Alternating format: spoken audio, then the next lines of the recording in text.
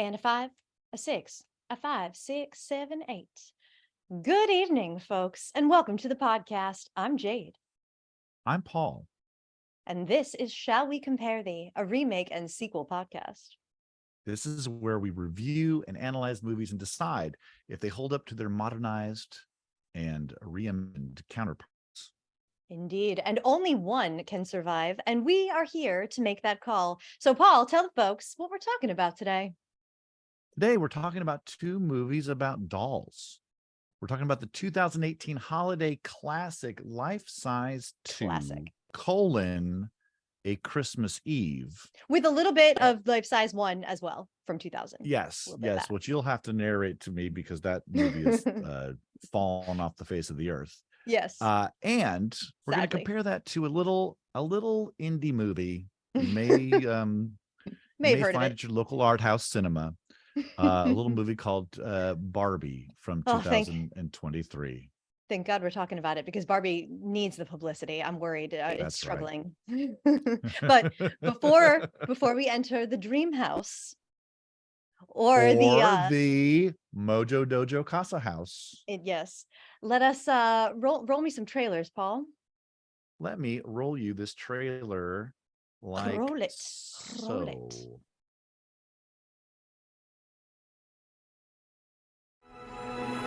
Hey, Barbie. Are you going to introduce us to your lady friend? Hi, new friends. I'm Eve. I'm a doll. Excuse me? If this got out, this could mean extremely weird things for our world. That's liquid butter. I love her. This would be catastrophic! I've never met a woman like you. Eve, we gotta go. Well, I want you to be my extra special friend. Closer and find. Closer and find. Your total's $12,485. Card number 123456789. Do you guys ever think about dying?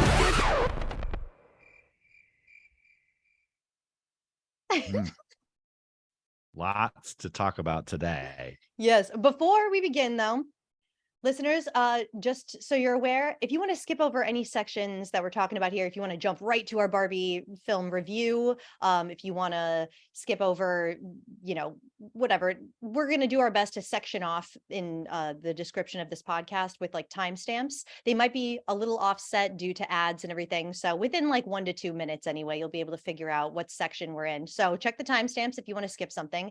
Also, this podcast will be available as a bonus episode on my Patreon as a video. So go to patreon.com/perfectlymarvelous. And if you're not familiar with my other podcast about the marvelous Mrs. Maisel and Only Murders in the Building, which is just getting started, very excited about that, which we're going to be covering. That's what the Patreon is set up for. But we here at Shall We Compare Thee, we're offering all of our episodes as video episodes as like a bonus on my Patreon. So if you would like to watch us talk about this episode, if you would like to see all my what I'm sure is to come, the crazy impersonations of Tyra Banks I'm about to do because I just can't help myself. So if you want to see all of that and see like the video clips, we're screen sharing, just go to patreon.com/perfectlymarvelous and sign up for at least a 1-month payment. And you can see videos for all kinds of podcasts. Paul and I have got our Psycho podcast, our Peter Pan and Wendy podcast, our Indiana Jones podcast is available as videos. And in addition to the Indiana Jones episode we did on Raiders versus Dial of Destiny, we have bonus Indiana Jones episodes exclusively for our patrons, reviewing all of the Indiana Jones sequels. So we did Temple of Doom, Last Crusade, and Crystal Skull. All of those podcasts are not only videos, but the podcast actually will not be available on our regular podcast feed. That is just for patrons. So if you are an indie fan, definitely check it out. Yeah. Now let's look. Before you say anything else, first of all, get on that Patreon. Don't be stingy with your love. Just get on there and do it. I think it's fun to watch us talk about, like, it's more fun to watch someone who's as animated as I am anyway. I feel like it just like podcasting holds me back a little because I want to convey things. I want to convey things that I can't do it with my voice. I have to use my whole body. I really get into it. I was going to say, it's probably fun to watch you do this. it's probably less fun. It's like, who's that old boring guy sitting in No. front of the brick wall? Paul's got some so, yeah. awesome. He's got some awesome faces. So that's all that stuff is up there. Get on that, and let's start talking about dolls coming to life. Is that kind of what's happening in these movies? It's kind of what's happening. Kind of what's happening in these movies. I want But to start first, off I with want to ask a Go ahead. question, okay? Because it's just Sure. something that occurred to me before we started recording. Please. If you were to be a Barbie, what Barbie would you be? Listeners, play along at home. I know the answer for myself. I would be Flower Child Barbie. Peace and Flower love Child Barbie. Barbie. Hippie Barbie, whatever you want to. Yes, I would. Yeah, That yeah. would be my Barbie, 100%. And I think I have an idea for Paul. But Paul, what do you think? What Barbie would you be? Oh no, I have not thought of this. So please tell me your idea for me. Okay. I'm very curious. Paul would be Quiz Me Barbie with Oh yeah. the funky, hipster, collared shirt, kind of like baggy ripped jeans and Converse, a little bit looking like kind of a skateboarder with some thick black rimmed nerd glasses, but she would be like a cool nerd, and she would Sure. have fun trivia facts, and she would when she speaks, when you press her stomach and she would ask you different trivia questions, like when was Barbie first invented, what's Barbie's birthday, March 9th, 1959. One day it's fun. after Wait my a second. birthday. Wait, Sorry. boy, you are getting ahead of yourself, because I know. have for you a Barbie quiz. Oh, that's right. Let's take that right now. And guys, Since also you- just a shameless plug for Paul. If you want to check out some of his amazing quizzes, links for all of Paul's quiz stuff, links in the description. Check it out. Paul's the quiz master. I am a quiz Trivia master. guy. I hope this is Trivia going to work lad. the way I'm hoping it's going to work. Because if it doesn't, I'm going to be very. Ooh, we got screen sharing with this quiz. Ooh, sad. fancy. Yeah. Because so I want excited. to ask you these questions. Let's see. Well, you kind of already answered this question. More or less than 60 years. How long has the Barbie doll been around? Since March 9th, 1959, one day after my birthday, only not obviously the same year, but I was born March 8th and Barbie March 9th. I just love that fact. So, more or less than 60 years. How long has the Barbie doll been around? Well, I just answered. I'm making you do math. You got to give me more or less. Oh, I'm like, what is 1959? More than 60 years, right? Yeah, more than 60 years. Didn't she just have her 70? Yeah, you got it. 64 years. Oh, 64. I Barbie was has thinking, been didn't she around. ever her 74th anniversary? No, it was 64th. Okay. Let's get to the next question. It's a multiple choice. When Barbie and Ken went on a break in 2004, what doll was introduced as Barbie's new boyfriend? Was it Blaine, the Australian surfer, Jake, the football quarterback, or Troy, the weightlifter? None of these guys made an appearance in the movie, which I was kind of disappointed. But what do you think? Vote with your heart. I always say, if you don't know the answer, vote with your heart. Oh, you are now I've never been hosted by Paul Quizman before, and you're really he does it, he does it all the time. For a living, you can just tell. guys. Yeah. This for a This living. is great. I'm just really getting the full quiz show, right now. Yeah. Anyway, I'm going to go with Blaine, the Australian surfer. That's just what my gut is telling me. You are 100% right. And there he is. Yes. Oh, Blaine. There's Blaine. Blaine. The name Blaine is it's perfect. That is such it reminds me of Pretty in Pink. I think one of the character Andrew McCarthy plays is named Blaine. It's such an 80s name. All right, here's your third question. Another multiple choice. The 80s Western Barbie could do what physical action that no other Barbie doll could do? Was it A, bend forward, B, grow taller, or C, wink? 1980s Western Barbie. I'm going to guess bend forward, because she probably came with a horse, and that would have been helpful riding a horse, the forward bending ability.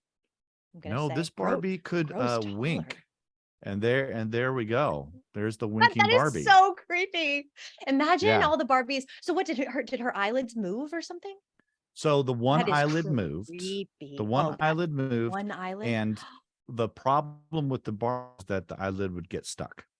Yeah, so, that's what I'm saying. So I had a doll as a child that was, your stereotypical like creepy porcelain doll, and both of her eyelids came down like shutters, Yeah, I and remember those. the older she got, the more her eyelids were like like she needed an oil can or That's how something. it is. That's how it is in real life, darling. That's how it is. Number 4. Everything gets a In little creepy. 1999, a man married a Barbie doll. Why? Was it A, socio-political protest? Wait. Was it B, he believed his wife's spirit was inside it? Or was it C, as punishment for losing his fantasy football league? As punishment, like getting a a Ren and Stimpy tattoo or something, like a hazing ritual. Well, that's not a punishment. That's a reward. But right. What was this? First of all, I am just baffled that I need details. A man married a Barbie doll, like legitimately who officiated this? I need to know more. Why did this happen? In 1999. My gut is telling me he believed his wife's spirit was inside it. Maybe that's just because I want that one to be true. It's always like I tell people during my quizzes, if you don't know the answer to multiple choice, vote with your heart. He believed his wife's inside it. I was Good right. job. Wow. You're right. For some reason, 1999 hit me as I remember us, like, those were the times when all those little bodegas in the mall, like there was one in my local mall called Blue Moon that sold like witchcraft books and incense and magical like healing stones and stuff. A lot of those things were popping up in the mid to late 90s. It was kind of like the 70s trends always come back every like 30 years. And so we were getting 70s all over again. And I feel like that was a big movement. And that's probably why I am Flower Child Barbie. I was a 90s babe. My bell bottoms were as they were the biggest in my whole. I was always after. I would take my bell bottoms and I would like sew extra fabric to make them more belled, Oh my God. Yeah. Oh my God. I actually had a teacher. My teacher told me that my bell bottoms were too big, and they were like, she was always worried I was going to trip over them or something, even though I never did. And she actually would like go so far as to embarrass me, and she would duct tape my bell bottoms if we were going on like a field trip walk or something. And I would get so furious at this. I would be like, fuck this lady. Keep your fucking hands off my goddamn bell bottoms, bitch. She was like angry at me for my humongous bell bottoms. Anyway, sorry. I just have one more question. One more All right. question, this little mini quiz. Here we go. Another multiple choice. Which is the best-selling Barbie doll of all time, according to Mattel? Is it A, the Malibu Barbie, B, Totally Hair Barbie, or C, Superstar Barbie? 100% Totally Hair Barbie has to be the answer. That is absolutely right. And there is Totally Hair Barbie. Complete. Looks like she comes with a crimping iron. Yeah. Yep. Yeah. I think she was an early 90s Barbie. Because go ahead. I was just going to say, I have extremely long hair. If you're looking on the video, you can see I'm standing up and like, it's still not the end. We still haven't reached the end. There it is, the end. My hair is very, very long. I have always had as long mermaidy hair as possible. I was obsessed with long hair. I had Totally Hair Barbie, but I had the hula skirt, like Hawaiian version. And mine was, I think she was Teresa. I always liked Teresa because she looked like me. She had like a little darker skin and dark brown or black hair. And so I had that, and she had a grass like hula skirt, and her hair was like streaked orange and yellow, I think. I can't remember if it was like also pink. I think that you could streak it. That was like a feature, you had like a little, with water, it would change color or something. I remember Totally Hair Barbie very well. That was the main Barbie that we had in my house, was like the longest hair Barbie was always the one I would want. Yeah. Do you notice that her outfit there is very similar to the rollerblading outfit that Barbie wears? And it's like kind of got that same, it's different colors, but it's got that same sort of weird pattern. And yeah. Yep. That actually reminds me of a shirt that America Ferrera wore in the film. That's what it more reminded me of. Yeah. Gotta yeah, say, I right. loved the costumes in Barbie 2023. Did not Mhm. understand anything that America Ferrera wore. We're gonna have to throw up some screenshots of this because there's an outfit that the one that she first gets introduced with, she's got like sneakers and these navy blue like slack pants with this sparkly Mhm. pink belt and this hideous button down like striped collared shirt. I mean, fashion is whatever now. You wear whatever Right, you right, right. want. Yes. It's Thank what I love God. about our fashion. But for me, America Ferrera's outfit choices, I was just like, what is she wearing ever? And that shirt that she had on when they got to Barbie World, I was like, that's the best you could do for America Ferrera's outfit. Like, she's hot. Why are we putting her in this? What is this? What are these clothing choices? Like, it was very matronly. I don't know. I thought that she was done a little Yeah. dirty in the costume department. That's just me. Yeah. Very, very true. Um, well, let's Okay, not jump I have a question. Barbie Yes. too quick. Right. Go ahead. I, Ask your question. I want to know, Paul, as a guy, as a man, Mhm. what, and you are like one of the things I really love about you is that you're not like a super macho guy, but you're a man, you're a man's man, you're a ladies' I've man. heard I that. think Sure. you know, It's you been love the said. ladies, as do I. We've talked about this, I think, every episode, how we just have like the same taste in women and it's not physical. Yeah, It's like, it's all about, yeah. sexy comes from inside for Paul and I. We agree on Yeah, this. yeah. But as a guy, who has such respect and appreciation for women, what was the significance of dolls in your life? You had sisters, I think. So I have What four was your sisters. relationship to dolls growing up?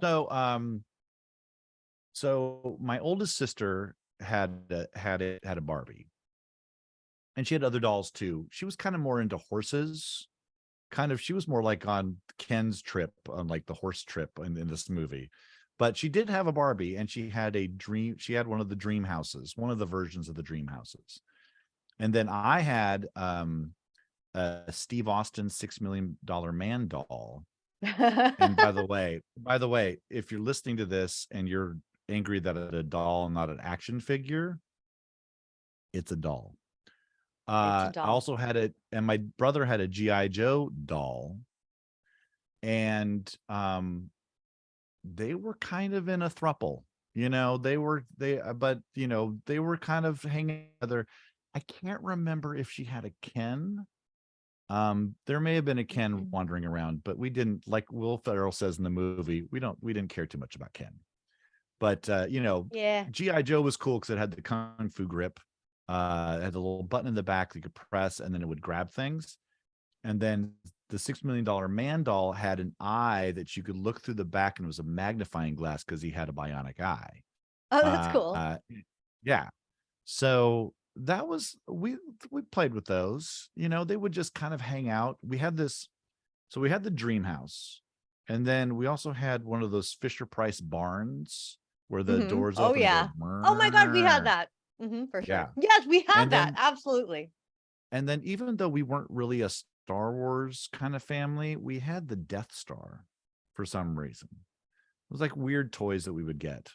So we had this little weird cul-de-sac that we would build with the barn and the dream house, and at the end of the cul-de-sac was the Death Star. So every once in a while, Barbie would end up in the barn, or GI Joe would end up in the trash compactor in the Death Star, and there was things like that. So that was kind of it. I was probably more into puppets back then. Did a lot of puppetry stuff like that. I was that kind of kid. Absolutely. Yeah. Oh my gosh. Okay. I had a whole puppet, like proper setup. It was like one of those, Punch and Judy kind of, Oh yeah. those little like booths that you would My you dad see when you see it. my dad made me one of those. Yeah, my dad did too. Yeah. Oh my God, stop it. So mine hung from Yeah. the door. We Yeah. would like hang it up, and we would have puppet shows weekly, bi-weekly. My dad was such a playful dad. He would put on puppet shows for my birthday, for slumber parties, for all my friends, and he would act out all these different characters. And I was in heaven being like, isn't my dad cool? Like, look at my dad does this. No other dad would do anything like that. Yeah, my dad loved puppets, and he is a huge reason that I'm an actor. really influenced me, not only just in my taste in like classic films, that was our thing, but it's like weird. My idea of play would be writing plays and casting my babysitter and my sister and my friends in them, and like directing them, and always starring in the lead role myself, of course. Of course. And my dad, and he would be, I think we would play Wizard of Oz, and my sister would be Toto and the Cowardly Lion. My dad would be the Scarecrow and the Tin Man, and I would, of course, be Dorothy. And my dad would alternate between having like this felt hat that he would wear, and then he would switch it and put a pot on his head. And he would do like the stumbly scarecrow walk and, like the creaky Tin Man walk. And my little sister had a tiger costume that she was obsessed with for Halloween, and she wore it all the time. And so she was the Cowardly Lion, dressed as a tiger, of course. We still have this tiger costume in my house, actually. That's amazing. Yeah, with the hat and everything. Yeah, she was obsessed with like felines, tigers and lions. But yeah, so I had a weird thing where that was my version of play, and I had dolls, but I never played with them. I would watch my dad play with them for me. He would give them voices, he would give them stories, he would be laying on the ground with me in his he's a firefighter, he would be in his firefighter uniform, and he would play with me up until the last moment when he would have to go to work. And I remember this so vividly, him saying, okay, I gotta go. And I would be like, no, you can't go. You have to finish the story. What's going to happen to Barbie and Ken? Like, how does their life end? I would be distraught. And he'd be like, Jade, you can play with them yourself. Like every other little kid can play with dolls. And I'm like, no, I can't. I need you to do it. Like, and I would just sit and watch, he would, and I would direct him. I would say, now make him do this. Now make him do that. And I would like write the script and give it to him, So I was like kind of a weird kid in that way, but I gotta say, I was prime age for that life-size movie to come out, because I was, like I've said on this podcast when we talked about Peter Pan, I never watched cartoons. My sister loved them. She was an artist. She, was an amazing cartoonist herself, but I never liked cartoons. I liked what I called people movies. So when I saw that there was a doll come to life movie with my girl Lindsay Lohan. And here on this podcast, do not get it twisted, we stan Lindsay Lohan, okay? We love Lindsay. Is she a great actress? Hell no, but we love Lindsay. I support Lindsay. And by the way, when she says we, she may not mean me, but no, Paul, don't say it ain't so. I have no qualms with Lindsay Lohan, but I don't stan her. Okay, all right, fair. I mean, everyone's entitled to their opinion. Isn't it nice that I allow things like opinions? I allow it. It's fine. You're not going to direct me like your dolls. You're going to be like, no, you have to like Lindsay Lohan now. Like her more. I mean, I would prefer if you did, but no, it's like I just have an attachment to Lindsay. Yeah, it'd be a lot cooler. Come on, all the cool kids are doing it. Love Lindsay. No, I just grew up with her, and I feel like I, have a lot in common with Lindsay. We both had crazy experiences in our lives where we made some not so great choices, and then we got our shit together, and now we are totally different people. So go Lindsay and I. Go us. Yeah. I have nothing against Lindsay Lohan. I do have something against not being able to see the original life size.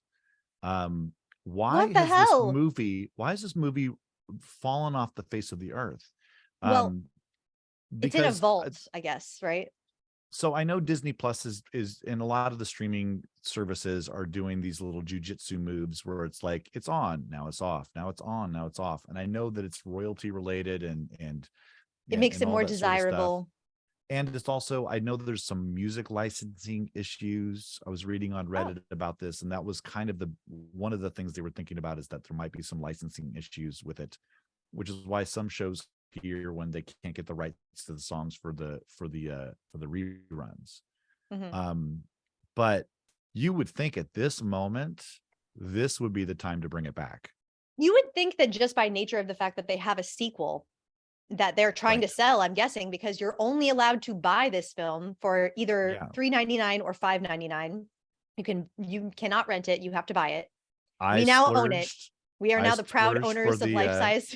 Life size For too. I splurged for the HD version. You had to why watch not? Tyra in HD. I bought the SD because I had already seen this once before when it was available to Okay. stream for free. I saw it Yeah. the year it came out, and I remembered thinking to myself, "Whoo, glad that was free." And so when I realized that I couldn't rent it for like $1, I had to buy it. I'm like, well, I really don't care. SD is just fine for me. I'll get the gist. Is the first one that much better? Is the first one that much better? That's the question. Yeah. Yes. Hell yeah. Okay. A resounding hell yes. Paul, I wish you could see the first film just for the simple fact that I promise you, there was a time when Tyra Banks was not batshit out of her mind insane with her acting. There was a time when she was, dare I say, good, okay to watch, entertaining. The difference between just Tyra Banks's acting from the first film to the second film is mind-boggling to me. Wow. Mind-boggling. How extra she gets in the second one. She had an acting coach too. I just want to say, whoever told Tyra that this was okay, I blame you. Because she's not an actor, I kind of hesitate to blame her because she was going all in. And for that, I say, hey, go Tyra. Yeah. She went all in. At least she went for it. Sometimes you watch a movie with somebody who's not a trained actor, like a model or an athlete or, a persona, a celebrity, but they're not trained as an actor. And you watch them in these movies or TV shows or whatever, and it reminds you, acting's hard. Acting's fucking hard. and to be natural, even when you're playing an unnatural character, is really hard to do. And I was thinking about Elf a lot with that movie. Right. A, because it's Christmas time, and B, it's another one of those, fish out of water, doesn't understand things, eating everything in sight sort of character. Enchanted is another example, which I recently watched because good. I kind of needed something to like put on in the background one day, and I was like, oh, I'm gonna throw on Enchanted because then at least I can have that in the back of my mind for a possible, comparison. It's roughly in the same vein, Yeah. So yeah. But yeah, it's hard to do. It's very hard to do, and it's hard to do it to make it look effortless and interesting at the same time. But there is a thing that Tyra does in the second one where I just really need her to stop trying so hard. She is trying hard, and it looks like I'm as an actor myself, there's like an expression that we always use, like, I can see your work, I can see your acting, I can feel your acting at me. It's like when Ken was like, I'll play the guitar at you. I love that. So Tyra, what she is doing is she is schmacting at me really hard. It's very with a lot of sweaty, intensity. Very sweaty acting. Very and sweaty. It never stops. And I think the sweatiness is probably because they filmed this winter Christmas themed film in the summertime. So there is like a sheen, a glisteny, everyone's glistening in this film. Every Christmas movie is shot in August. Right. I mean, that is just how it works. Every Christmas, like, everything is shot in summer. Yeah. That's how you gotta do it. Yeah. Every Halloween movie is shot in March. It's just how it is. It's like they put the ice cubes in their mouths so you don't see their breathing. And then, they have to, like, you see all these people in parkas going brrr, and it's like July 5th. So that's just how these things work. I have to say, I watched Life Size: A Christmas Eve. Enjoyed it. You enjoyed it. I had a fine time. I'm not going to rush out and watch it again. I mean, I own it, so I guess I can, but it was fine for a freeform ABC Family type movie. It was okay. It was, I mean, we could talk about specifics if we want to, but it was doing its little thing. It was just its little, I will say, try hard movie, and it was doing its little thing. The lead actress. The lead actress sold it for me. She was fun to watch. I thought she was perfectly good. Her name is Francia Raisa. She is a friend of Selena Gomez's. We're going to get some Only Murders in the Building connections. She actually gave a kidney to Selena Gomez. She did. To help with the lupus. And but she was so watchable. Agreed. You know, and I think that the supporting cast was incredibly watchable as well. The little girl Allison Fernandez, who plays Lex, Hank Chen as Brendan Butler, the Butler. Gay best friend, the butler. He was a delight. He kind of stole the show for me. Every time he was on screen I laughed. Who else? Shanika Knowles, that's not Beyonce's sister, right? Yes, she plays Talia. Rico Ball plays the hot hunky Chef Hyde Owens. Sure. And and Yvonne Valdez played Eleanor Martin, Francia Reisa's mother. Yeah, this cast was totally it's perfectly fine. Yeah, their acting kind of made up for Tyra's extraness. And when I say, guys, that like Tyra was schmacting at me and so intensely, I gotta say, upon rewatch, I was like smiling. I kind of, dare I say, enjoyed myself. It's just, this movie is, like I'm saying, it's doing its little dance. It's like a little child who's like, want to see me perform?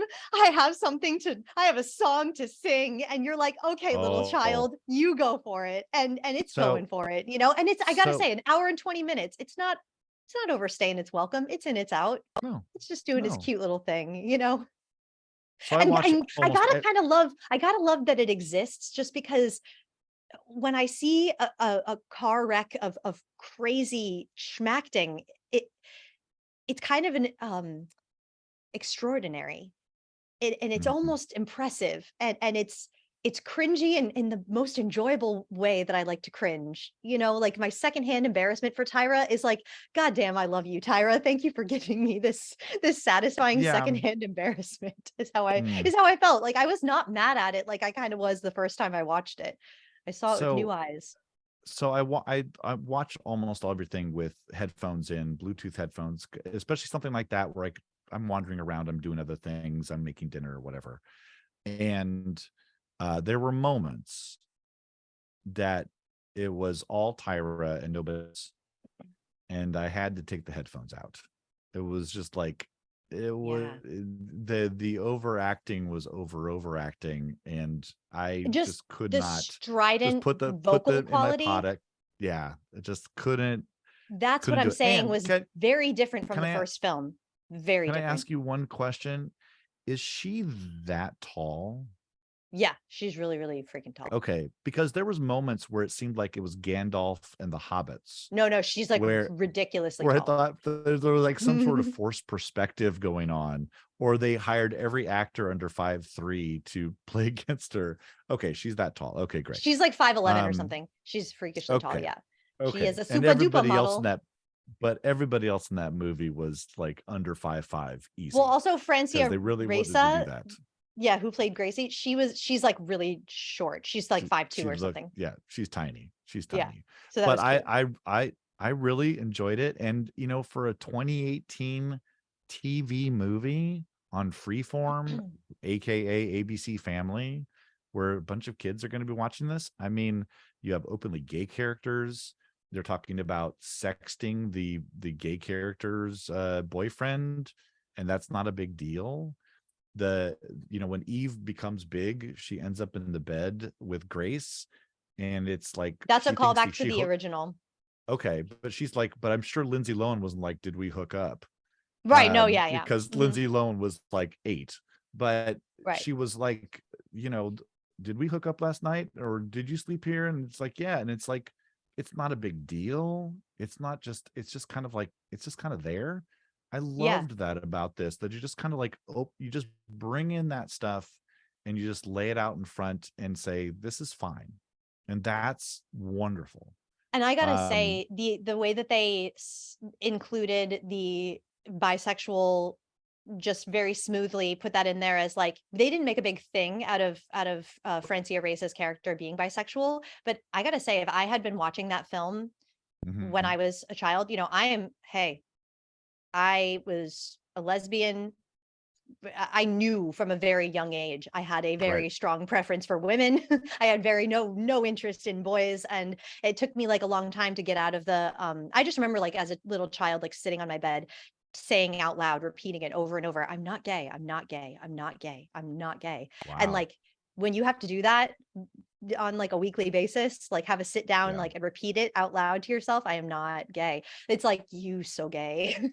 So I just didn't know what to do with all these like feelings. And like I said, when I saw Life Size, I was I'm a little bit younger than Lindsay Lohan, so just was looking up to her as like, I want to be Lindsay Lohan, but man, I want to there's something about Tyra Banks that I just want to touch and hold and hug. And it's not just because I want to like play with her as a doll. Like, no, I wanted to play with Tyra. Like I wanted to,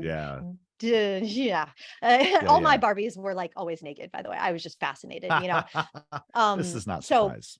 So Tyra was like doing things to me, you know. It was a huge part of my sexual awakening was Life Size. This was a well-worn VHS. Oh yeah. I have seen this film hundreds of times. I don't think it would be like thousands of times. Thousands of times I've like Wizard of Oz for me, but no, I watched this film a lot. And just listening to some like clips, I listened to a podcast about the original film, and that just jogged my memory, and all kinds of like lines were coming back to me.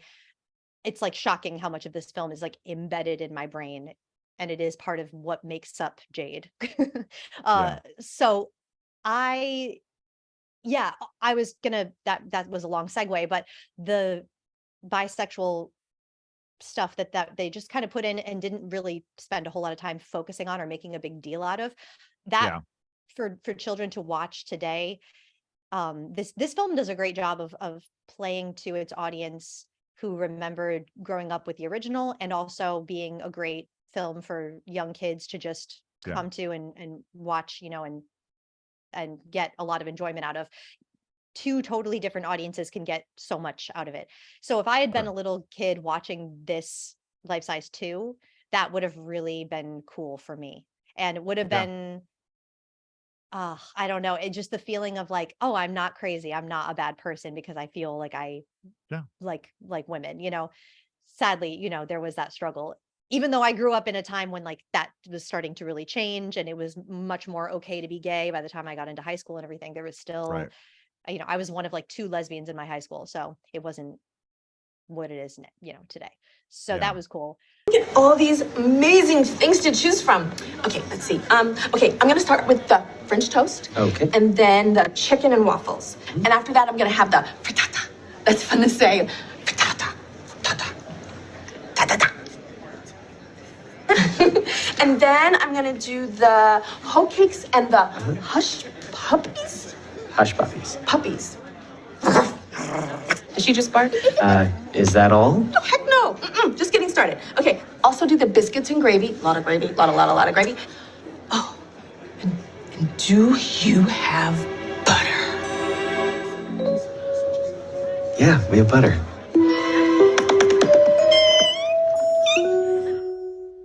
Okay. And then this is her eating the butter. Just close your eyes and listen. And if you have to stop and fast forward, I understand. But here it is. Eating butter.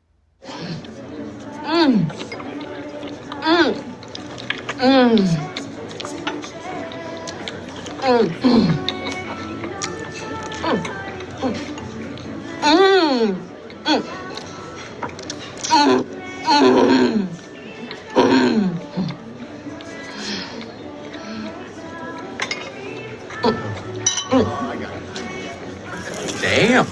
That's liquid butter. Do you care? Apparently she doesn't. Hey. Okay. So, all right. I just got to say before we get into the the eating butter thing. So this butter callback, you know, is like it's a callback from the first film. Okay, that's what I was going to ask. In the first film, the way that they did it was very funny. You know, Tyra's eating real food for the first time. They're at like an Italian restaurant, and she just like she's offered, you know, Italian like bread that they bring to the table, and the guy, the father just goes like, "Would you like some butter for your bread?" And she doesn't know like anything about the world, so she just picks it up with her hands and she just puts it in her mouth and she's like, "Ooh, this is good." And like it's a little joke, oh, haha, Mhm. like, so of course we all love butter, like, in the world, Right. who doesn't, like, butter just tastes good, but she's just like shoveling it into her mouth and it's like cute, and it's this level of callback is the writers of this film, Stephanie Moore, Cameron Faye, Stacey Harmon, everything that is not great about this, I blame you. I blame you, writers. And Stephen K. Tushita, he's the director. I don't so much blame him because I think that this movie actually is directed pretty well. The cinematography and everything I think is fine. It's not like amazing, but It's I TV. have It's TV. it's TV, yeah. Yeah. I think that it's better, it's above average, I would say, but it's not like Yeah. amazing. But no, the writers are the people that I take issue with because I so and then there's Tyra acting, schmacting. I can't call this acting. It is schmacting. Let's just be real. She's not a great actor in the first one, but she has this like subtlety where she's just the way that she presents herself as a doll in the world is so believable. It's so she's like this blank slate. She's got this childlike enthusiasm, but she's also this kind of perfect woman. She presents as this mature-ish, wide-eyed, doe-eyed, innocent, yes, childlike enthusiasm, but she's a woman. She's Right. a woman, This Tyra in Life Size 2 is, I mean, like a infant, like a toddler. This is why I had to take the headphones out because so there was so many times when it would just hit this sort of shrill level of yes, nonsense yeah. and look, I don't have a reference point to the first one, so I can only talk about the second one.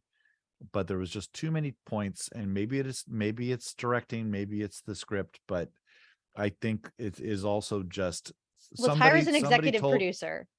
Well, she has a big voice in this because Tyra thinks this is funny. That's what I was going to say, is that Tyra thinks this is really funny. So when she orders the butter, yeah. listeners, I don't know if we're going to be able to find a clip of this to put in the video. Hopefully we can, but she asks for this is my best impersonation of Tyra's face when she orders the butter. Yeah. She says, "Do you have butter?" I'm like, what are you doing? The intensity of her eyes is All like, right. I'm saying, baffling. But then she goes into cut just for a second.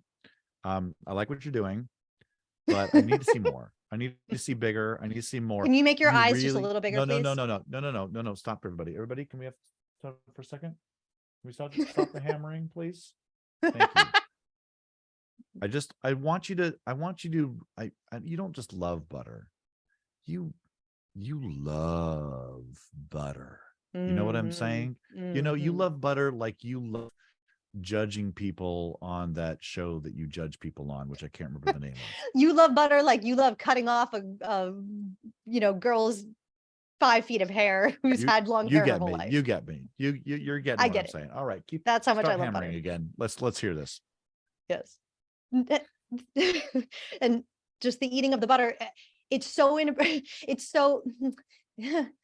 it's porn. I'm sorry, it's butter porn.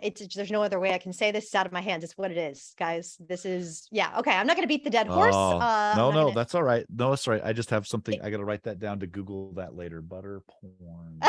Yeah, it's there. There it is. If you want some butter porn, guys. I couldn't believe how far they took that butter. That was the only part where I just was like, please stop. Please stop, Tyra. I knew from the way that they were belaboring that whole point that I was like, this is a callback, right? This is something that this is like almost like fan service. Like, oh, she was like, look, 18 years ago when people saw this movie, they loved the butter bit. We got to go further with the butter bit. We can't just do butter a little bit. We got to go butter all the way. We got to drink it. We got to eat it. We got to make love to it.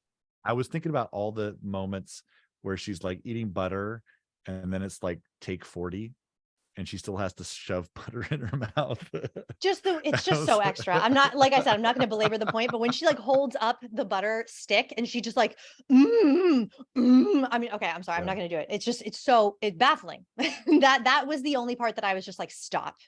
This is not fun anymore, Tyra. This is, it's disturbing. Yeah. So, okay, having gotten that one out of the way, now let's talk about this childlike thing that Tyra is doing. So she has said in interviews that she's had a child in the years since, 18 years later, she's making Life Size 2. She has a toddler herself. I think her son was like 4 or 5 when she made this film. And it definitely shows Tyra as a host, Tyra as, we've seen her. I grew up with America's Next Top Model. I know Tyra's personality pre-motherhood. Post-motherhood, Tyra was all too happy to get down to a child's level and play and be a big kid. Like, she has been wanting this. And that's one of the things I think that's great about Tyra, is that she's just like energetic, effervescent. She is very worldly. She's mature and all that. She also has never lost sight of a good, healthy sense of play. And that is one of the beautiful things about Tyra Banks. I am not a huge fan of Tyra Banks. She definitely gets under my skin as of late. Like the persona that she now puts on, I think gets into the area of like a little self-aggrandizing and a little, maybe you should like think before you talk, but I also could recognize those issues in myself. I also think that I'm a little jealous because Tyra is she asserts herself extremely self-confidently. She is like, this is who I am. I'm going to be myself. You need to be yourself too. Come on, let's go, all girl power. And like, she's so like, and I think it's a little intimidating for me as someone who always is going to, one of my big struggles is self-esteem. So I think that there's like an inherent jealousy that I have in someone who's just so okay with everything about themselves. I'm kind of like, stop it. Can't you be like a little self-deprecating? Like, I am, I can recognize that in myself, but I really do think that there is a point that Tyra gets into where she grates on people just because you need to kind of take a seat, honey. And like, you're not always funny. She thinks she's really, really funny. She thinks she is fucking clever and witty and Well, and that's part not of the always thing about becoming, who she is now. And, in 2000, where is her career in 2000 when she makes the first one? Is she doing the America's Next Top Model? She was just going into that phase. So I think she was the first America's Next Top Model was like 2001. Because I know she had done a couple of movies, kind of bit parts and stuff like that, but nothing that was a major role. 18 years later, she's a household name. Everybody knows her. She's been on TV for a long time, and she's producing the sequel. And how do you tell the boss to stop? How do you tell the boss to like tone it down a little bit? Because or do you just go, she's beautiful and funny? How does she do it? How does she do it? It's like it's hard to criticize the person who's writing their signature on your checks. Oh yeah. So I can see the problem. Having said that, for the most part, she pulls it okay off. It's not a great performance. I don't know who would have done better. Again, it's a TV movie. It's a TV holiday movie. It's going to be a little over the top. It's going to be a little cheeseball. But as far as cheeseball family TVs go, it was very enjoyable cheeseball. It went down easy. Shine bright, don't be shy. Be a star. Where you live, where you are. Shine it up, be a star. Shine bright, shine far. Be a star. Where you live, where you are. Be a star. Shine bright, shine far. And I just have to say, be a star. you can see like Lindsay Lohan is doing this funky little weird dance that I remember from childhood, and she's got like her arms behind her back, and like she's just like in this awkward phase of her life where she's trying to be cool, you know. This little ending, this is the cap of the film. This is the button, you know. Like we call everyone back in the cast on some random day of filming. I think it was the day that they were doing. Yeah, it was the day of filming that they were doing the party scene, because these other characters come in and they're in their party attire. There's like, you know, a dinner party, like adult, you know, party scene in the film, and it's just like the awkwardness of that. Like Ellen comes back in, the office lady who goes, she has her like, you know, take off her glasses and take out, you know, take out 2 bobby pins, and all of a sudden she's beautiful. Like she has the pretty girl who's already pretty who gets a makeover, you know. That's the dream right there. Yeah. And then you have like dad's girlfriend come in and she's in her party dress. It's just so awkward and so weird. And I just remember loving this as a kid. I dancing around my living room. I mean, singing. I was delighted. Charge, fix that hair, claim your name, fight them fights. Eve be with you day and night. Buy me them beanie, then see you start beating that stuff that's inside you. You crying, start breathing. Perfect is boring, I'm sleepy, we snoring. Let's win this game, baby, it's time to Shine bright, shine far, don't be shy, be a star. Where you live, where you are, be a star. Shine bright, shine far, don't be shy, be a star. Where you live, where you are, be a star. Get your friends, take a stand. High school crew, uni fan. Woke is woke, love is love. We were real, that's what's up. Thick and thin, short and tall, dimple booty, love it all. Peep my crew, heads is spinning, old is new. Oh, Eve is winning. Shine bright, shine far, don't be shy, be a star. Where you live, where you are, be a star. Shine bright, shine far, don't be shy, be a star. Where you live, where you are, be a star. Now here it comes. Cruising on the ocean in my yachty yachty. All the boys be loving on my bikini body. Be the C to the E to the O, O, O. E to the V to the E to the whoa, whoa, whoa. Special friend, yeah, we contour hair like blend and blend. All my toes are real, we don't have to play pretend. Shining bright, shining far, don't be shy, be a star. Where you living, wherever you are, be a star. Shining bright, shining far, don't be shy, be a star. Where you living, wherever you are, be a time to shine. Don't be shy, be a star. Tyra just flipping her hair like back and forth. Like she's just such a great doll. Like, but there's something so enjoyable about this. Like it's so cringy. This is cringy. And it is, it's fun. Dare I say it is. I'm having fun. That shining bright, shining far, don't be shy, be a star. I was like, why are we doing? No, please stop it. It's so bad, but it's so good. I don't know how to explain it. So that's how I feel about that. I don't know what else to say. Like I have so many notes that I took about this film, but most of them are like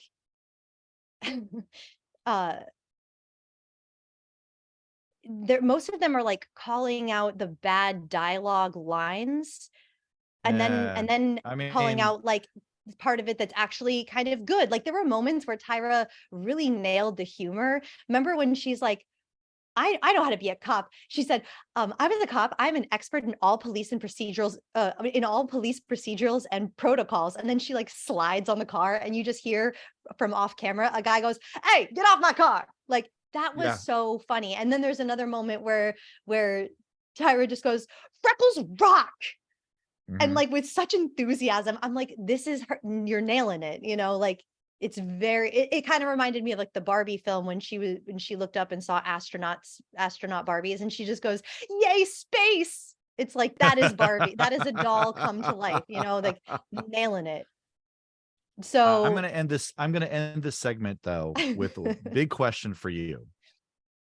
Yeah. Tyra Banks is starting to talk about Life Size 3. Yes, she is. I'm here for it. Bring it on. All right. I would love to see it. When it comes out, we will do a special episode. If and when it comes out, we will do a special episode dedicated to Life Size 3. And maybe by that time, they will have re-released the first life-size movie, so I have something to, because now it's like, if you're saying that life-size, the original, is so I much better would. than life-size 2, then I need to see the franchise. I need to see the progression. The thing is, it's not like so much better. It's not that. I actually think that the second It's film, nostalgia. yeah, it's nostalgia, but Yeah. but also just the way that Tyra is playing a doll and not pushing it. Like she's Yeah. just being herself. She's just kind of simple. She's just not overthinking it. You know, I feel in the Yeah. second one, because this is her baby. This is like her butt is on the line here. Her booty be on the line, as Tyra would say. She had a lot to prove. I could feel her trying really hard to be good and trying to impress and trying to satisfy everybody. And so what you get as a byproduct is just a lot of intensity for like intensity's sake. And it's a lot Right. of like what we're saying about this childlike thing. She took the childlike aspect of the Eve doll, and granted, it's not the same Eve. Like this is a different doll, so I like that the doll has a different personality from the original Right. Eve because she's supposed to. But it brought up kind of more confusion. It seemed like the Eve doll in the second one was like programmed to understand society. Like she had this woke program like downloaded into her brain. And when she first wakes up in like Gracie's, room, she like looks out the window and she's like, Atlanta, Hotlanta, as it's also referred to, and it's home of the biggest airport and the peaches and the this and the that, because I have an encyclopedia in my brain. And I'm like, what? And like, is that coffee? Can I try the coffee? I'm gonna drink it because I really like trying new things. And I'm like, why are you so intense, little child? Why are you so intense right now? Yeah. And I think that it's like she thinks it's funny, and that's why it's a little off-putting, is because you get the sense that she really thinks she's funny, which is like, I'm not liking you laughing at yourself as you're doing a bit. Yeah. It's like you're celebrating too soon, you can tell. But if you're the director and she's your boss, you're like, no notes, nailed it again. Nailed it again. You did it. You did it again. How are you so good? How is it possible? How is it possible? How do you What not can't have she an do? Emmy yet? Exactly. Yeah. I could like go on. We could do an entire podcast about life size, but we will not do an entire I will podcast stop about myself life here size. because there's more there's more better things that we could spend our time on. There's gonna be things when we start talking about the Barbie movie that will reference back to this for sure. But I think it's time to talk about Barbie.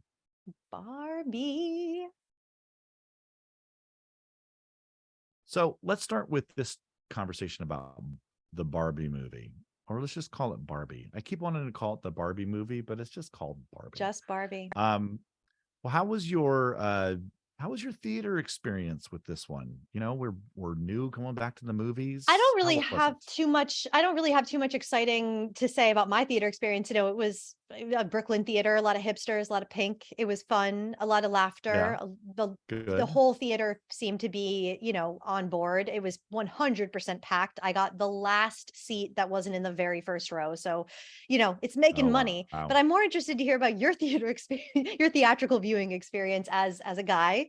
So how was that?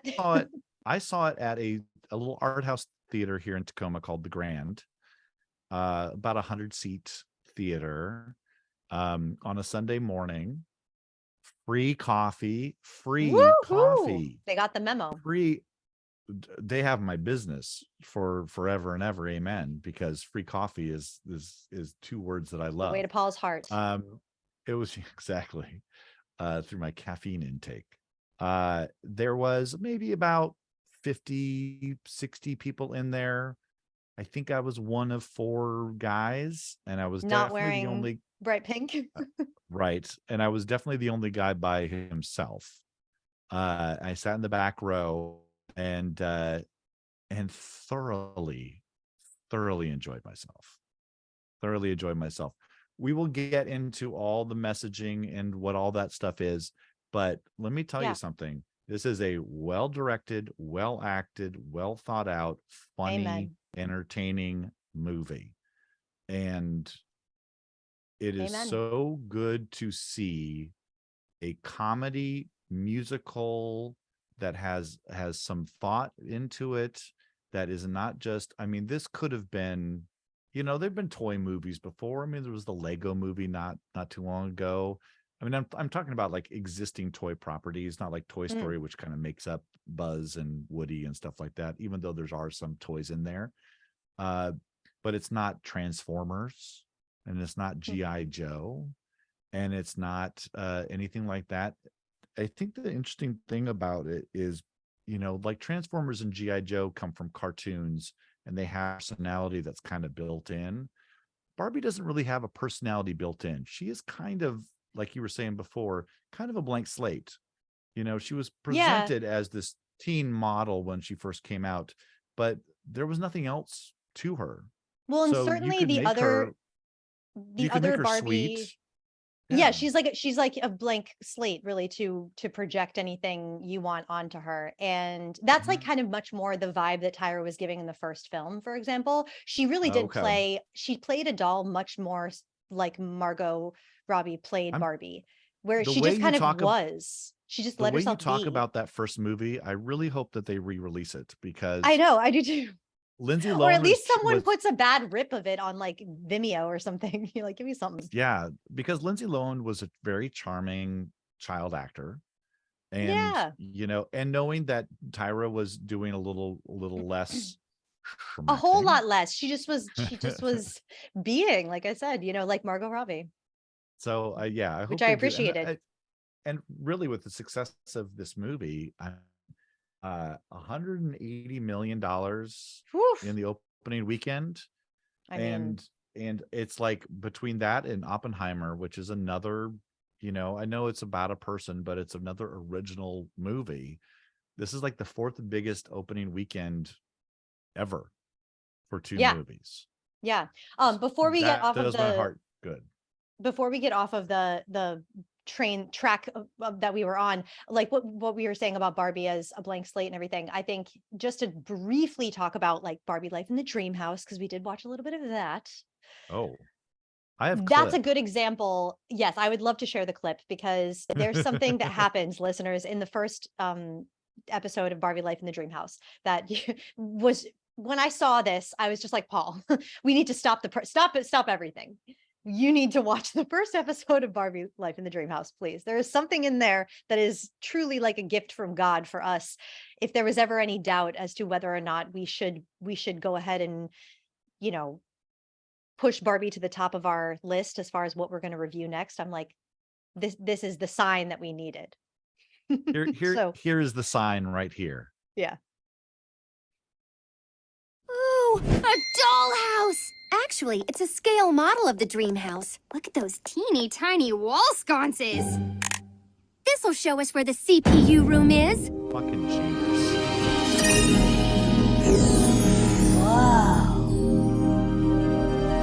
Oh, there it is, right there. There must be a weakness in the dream house. What about the thermal exhaust port? A precise hit on it could set off a chain reaction. Yes! But we'll need proton torpedoes. Of course! What's a proton torpedo? Okay, so they not only work in a Raiders reference, but a Star Wars reference at the same time. But the Raiders reference, did you not have a clip about? Oh, play the rest of the. No, that's all I had. That's all I had. Oh, okay. Yeah. What happens after that? So after that, Barbie does like the Indiana Jones taking the golden head, and she switches it for something of equal weight, you know, like the sandbag switch. And then when everything starts to go, you know, awry, and Barbie and her friends have to run, this gigantic Barbie head with no hair, you know, just like a creepy ass Barbie head starts to roll down. I mean, I just could not believe they did an Indiana Jones Raiders of the Lost Ark reference in the first episode of Barbie Life in the Dream House. I'm like, Paul, how did they know that we were here and what our last episode was on? So yes, you know why? Shameless You know plug. why? Listen to our last episode on Indiana you know, Jones. You know how they knew? How did they know? They have the dial of destiny. Yeah, clearly. Not Yeah. surprising. They get it. They have And everything in Hollywood. we have to do one more little clip here because of cross-referencing now with Jade's Only Murders in the Building podcast. Let's go into Barbie. What's it called? Barbie and the Princess and the Pauper? Barbie, Something like Princess and the that? Pauper. Yes. Yeah. This was 2004 or 2006 film. The villain is played by Martin Short, who is in Only Murders in the Building. Right. And I gotta say, he really, really made this film a delight. Very delighted. Like, Let's delight everybody. Here we go. yeah.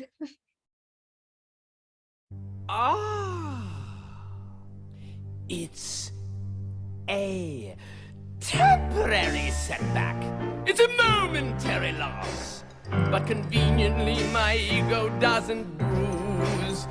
And the moment that I get back, I will show them who's the boss. You can bet your bullion there'll be no I do's. Yes, suppose the girl goes missing. So the king says au revoir. Then I find her, bring her back, and make the news.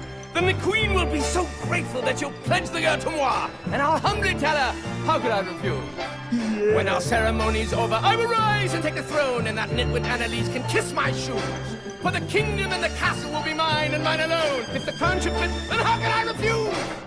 So get ready with the roses and stand by with the champagne. When you've got a brilliant plan, you never lose. Yes, before the spectacles, there'll be bigger serenade. It's a thankless job, but how can I refuse? How can I refuse?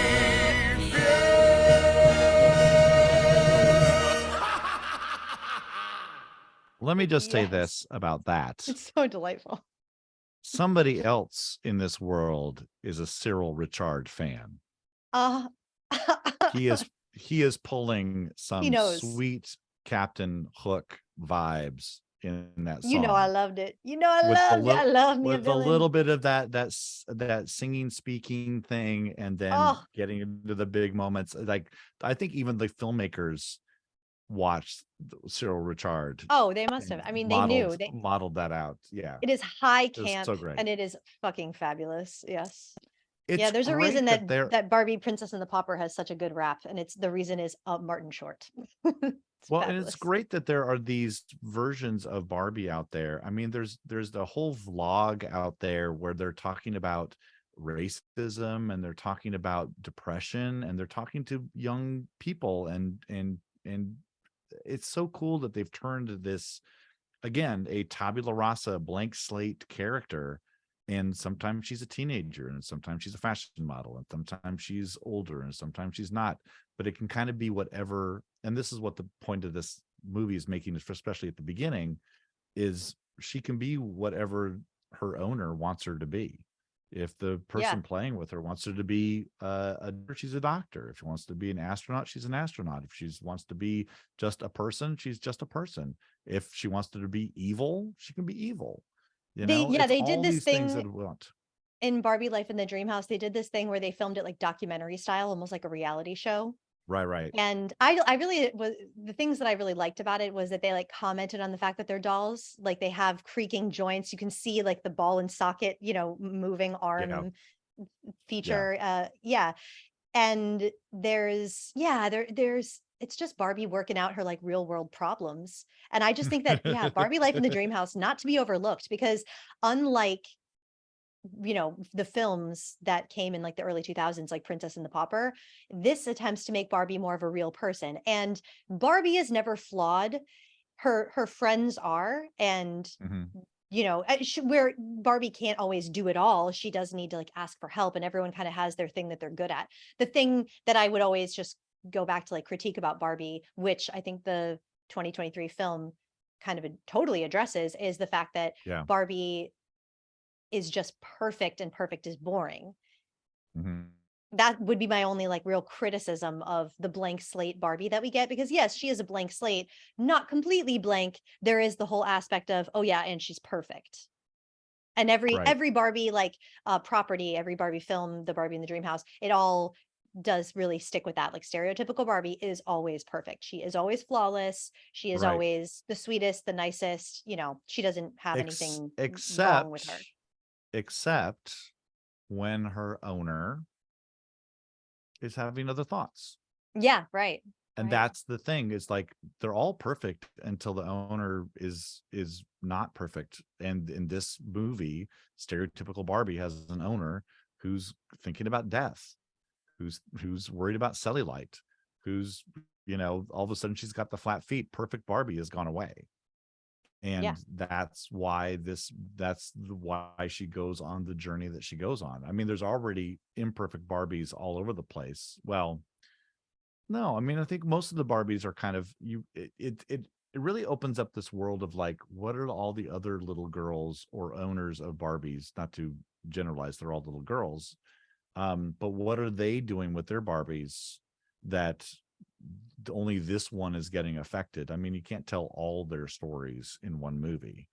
But I think that's a very interesting moment where it's like that owner is, even though she owned it a long time ago, is imprinting back on this Barbie, and she needs to go figure out why. Yeah, right. That's a little different from the Eve doll. Eve is never really affected. She just wants to help her owner, you know, in Lindsay Lohan, or this more I guess like CEO boss girl who owns her, you know, she's going through hard times. So yeah, the doll always kind of comes to the rescue. But in Barbie 2023, yeah, Barbie is like kind of coming to the rescue, but I really do like the added layer of the fact that she is also being affected. They had this kind of story going that they didn't over explain. They never really over explain, which I appreciate, but for whatever reason, the psyche of Barbie and her owner are like merging. They're, what is it like? And ne'er the two shall cross in twain, or something like that. And she's like, and so what's happening now? We're crossing in twain. Like that was funny. And I kind of stopped to be like, wait, what's happening? Oh, wait, it really doesn't matter. Like story is moving forward. So, you know, move it along. I liked that they did not, I think a big issue with a lot of stuff that is remade or reinvented is that they are trying to answer too many questions, and what it does is it just opens up more plot holes and opens up more questions. We have talked about this before. It's like, don't over explain. Stop. Simple. We're in fantasy world, you know. This world is set up, you know, the life-size movies are about magic. There's a magic incantation that brings Eve to life. In this, it's just understood that there's a Barbie land and there's a real world. And even the CEOs of Mattel know there's a Barbie land. And it's like, they just don't cross over. That's just the pact that we made in the universe, that's how this works. And I was like, great. I can accept that. I can accept that for the next 2 hours. Why not? I mean, it's no different than telling me that, you know, long time ago in a galaxy far, far away, there's people with lightsabers. It's like, fine. It's great. Yeah. That was part of it that I appreciated for sure. Yeah. It wasn't, well, that aspect of it wasn't complicated. The world building was not complicated. I think is some other things that did get a little over analyzing, a little over criticizing, a little of it became overwhelming. And so if I were to just put my like general thought on the Barbie film before we get into details, I was left with a little bit of an unclear conclusion that I felt like they're making so many arguments, they were almost canceling themselves out at times. And a little bit more streamlining of agendas, like we got men versus women, people versus corporations, women versus corporations, Gen X versus Gen Z, all of it's peppered with political commentary, LGBTQIA commentary, just relentless winks and nods along the way, and references to big, huge Hollywood, great legendary films, you know, and all of this is tongue in cheek and it's just pithy as fuck, you know, all very smart humor, but it's almost like eating too much of my favorite food. It's like I got a little overloaded and like a little backed up. And at the end, I was kind of unable to remember specifics, and I was left with more of a general feeling. Oh, I had the total opposite feeling. I thought it was, Okay. I thought it was as equanimous as it could be. I thought it was as even-handed as it could be. And I have this, where's my, this is something I wanted to bring up. Where is it? Here we go. Last year, there's a company out there that tracks movies, and as far as women in movies. And last year, first of all, the population in this country is mostly women, not by much. It's like 50.5% to 49.5%, but women are the majority. Last year, there were 33% of the top 100 movies had a female protagonist. That's a third of the movies. Wow. 37% of the movies in the top 100 movies of last year had speaking roles for women. That's only 4%. It means that if you weren't the protagonist, you probably didn't get a lot. Most movies are men. Yeah, right. Talking, I mean, the movie that opened with it, Oppenheimer, has 2 women parts. Right. That's it. If a movie wants to be a little lopsided towards women, good. Oh, good. Yeah, no, and I didn't have any problem with that. It's Absolutely. like, I didn't disagree with anything that this film is saying. Yeah. I just think it's saying so many things. Like I said, so many arguments stacking on top of each other. It just, that's my biggest, I wish that it was a little more simple in its messaging, But I'm very glad that it didn't come to any sort of neat conclusions. I think like that, I think that's, I think if it had, I think it would have weakened the movie. It's like, you should go home after this movie, after laughing and having a good time and thinking about stuff. Yeah, like the more I think about it, the more it brings up questions for me, and the more unsatisfied I feel. But almost that's the point, is to make you think, is to question, what do you really believe? Where do you really stand? Who are you really behind? What are you really trying to say? And so I think that, yeah, it's so easy to go to the movies and sit and just consume content and have it tell you what to think. This does not do that at all. It forces you to think for yourself. It forces you to be like, do you like this or not? Pick, like make a choice. And I think that that's very bold, very unconventional. One of my favorite singers of all time is Elvis Costello. And when early on in his career, he signed with Columbia Records, a big label. And people were asking him like, well, you're kind of a punk rock new wave guy. Why are you signing with this big label? And he said, I got to corrupt from the inside. I can't change things from the outside. I can't be pounding on the walls trying to get in. You got to be in the system. Greta Gerwig and Margot Robbie, Margot Robbie is the one who brought this movie together. She brought Gerwig in. She's it's her production company. It's her working with Mattel. They're going inside the corporate structure to try to change things from the inside out, because you can't do it the other way. And to make a big, glossy, well acted, well thought out movie that also has something to say and has a lot of things to say.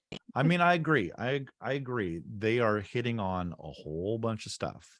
And, in an under 2-hour movie, you're hitting on a whole lot of themes. So, and this is the thing, like, no one else is doing it.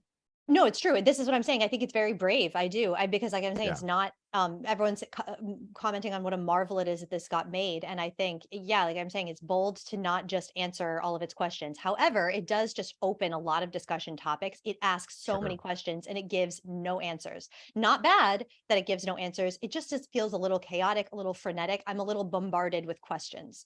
And I'm also bombarded with like humor. And it's just, I couldn't, I wanted a little bit more breathing room in between our constant jokes and our constant, like I said, winks and nods, because and the jokes are like, like I'm saying, I don't disagree with anything this film is saying at all. It's women are just better, right? But women are better. But like, hey, did I say like, women are better? And oh yeah, women are better, and women are better, and women are better. And after just like so many of those jokes over and over, it felt a little bit like, okay, the horse is dead. You don't have to beat it. It's okay. Yes, women are better. We all know this. Like let's move on. But that at the same time, I can't say that I wanted it to move on because hey, I agree. And it's not that I think women are just better. That is like it's a generalization. I'm kind of joking when I say this. And a lot of this is satire. This is a satire movie. And I think a lot of people are missing that point, that it's fucking satire. And as a straight man, I never felt that this movie was putting me down. Good. I never felt this movie was telling women are better. I did not get that message. I did not get that message. The big monologue that America Ferrera has only mentions men twice in the whole monologue. Yeah. I mean, it's just a couple of mentions, but it's the dichotomy that she's talking about, the paradox that women go through.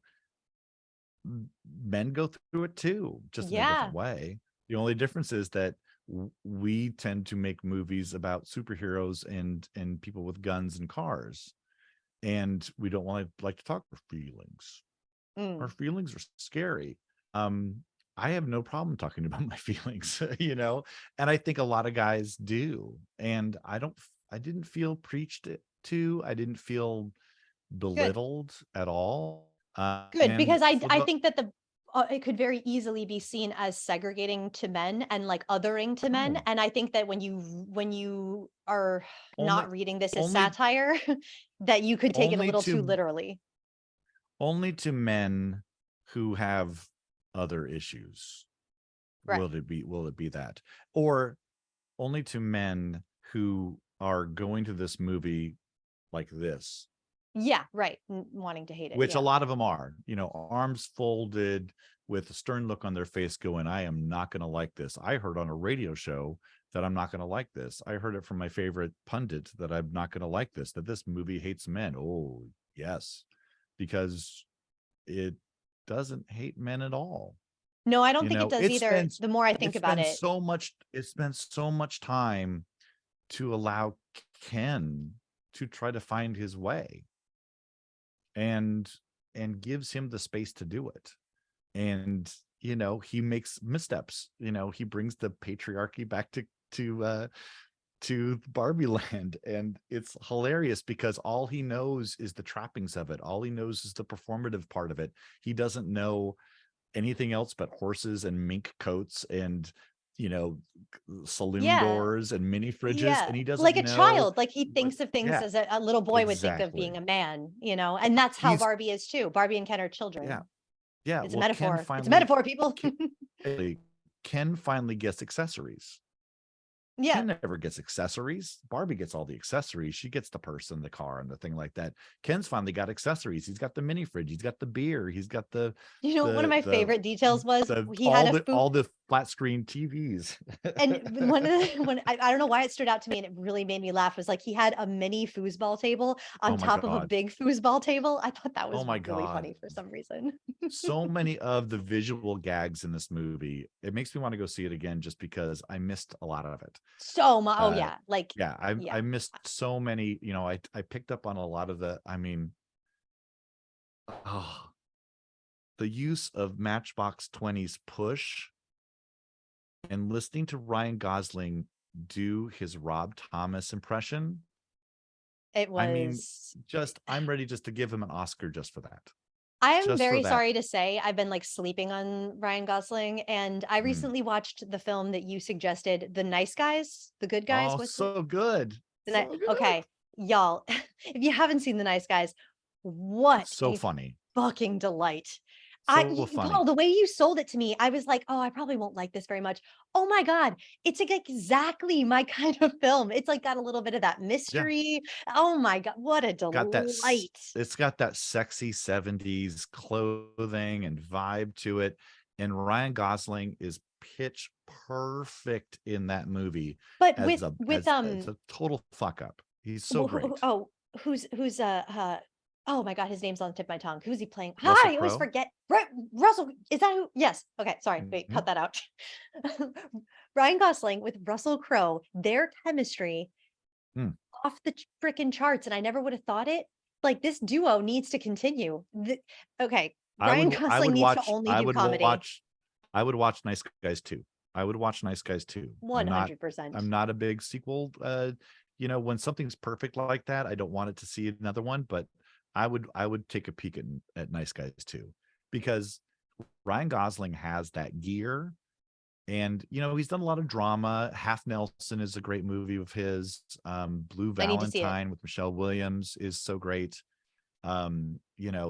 But he has that goofy gear for someone that is, I know we talked about Johnny Depp before, who's so good, but isn't afraid just to self and to be the goof, to not put the funny voice on, and not to try too The hard. commitment It's level like, that comes from this man, he is so he's so so good. brave as an actor to really, really go there and make himself look ugly and make himself look pathetic and silly and just Just really laugh at himself. I mean, he goes just far.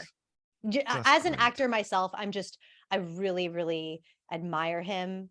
I just want Yeah. to see everything that he's been a part of. And for me, when he's doing his dramatic thing, I don't Mhm. think it hits as hard. I think he always kind of comes off a little flat in his dramatic stuff. I would be Hmm. interested to go back and revisit it now that I kind of am seeing him with different eyes, but I don't know. I just really think that this comedy thing is where he's finding his niche. He's and he doing needs to. he's doing a lot more comedy now, and I think Mhm. after this movie, that's gonna be his thing. You know what it reminded me of is a little bit of I don't know if you've ever seen A Fish Called Wanda with Kevin Kline. Yes. Oh, yes. But that's sort of like Very. kind of Kevin Kline is playing an idiot, and So earnestly. Ryan Gosling's playing an empty-headed doll, not a person. He just that scene where he's like wants to stay the night, and she says like, what will we do? And he's like, I don't really know. I Yeah. mean, just the line reading on that was just And the so way that good. after he got rejected, he was just like, I gotta go. I can't stay. It was just, he's so subtle, but so campy at the same Yeah. time. I don't know. It's really nuanced. It's really brilliant. I seriously highly commend Ryan Gosling. Yeah. Very nearly stealing the show from Margot Robbie. But before we get into like because I do want to talk about all the things that I loved about it, I don't Sure. want to end on anything negative. So let me just get some it's like weird. Get It's it just off so your strange. chest. I don't Get it off have your any chest. problems with this film. Like I'm saying, I think it's just too many things, and that Yeah. is working against it for me. It's like I want to love everything, but I can't deny the feeling that I had at the end of watching it, which was I felt a little unsatisfied, more than a little unsatisfied. I'm going to be honest. Okay. And if you were to ask me, like, is this a good film? I'd be crazy to say it wasn't a good. Yes, Right. this is what good filmmaking looks like. More of this, please. This really harkened back to big budget, classic Hollywood amazingness, a la Yeah. Hitchcock and Practical oh my stuff. God, It yeah, was yeah. so fun to see practical sets. Yeah, it just Mm. reminds me of those big MGM, big budget, like Busby Berkeley, like Marvin Leroy, Cukor, like epic. Ah, I was really talking about taken. language.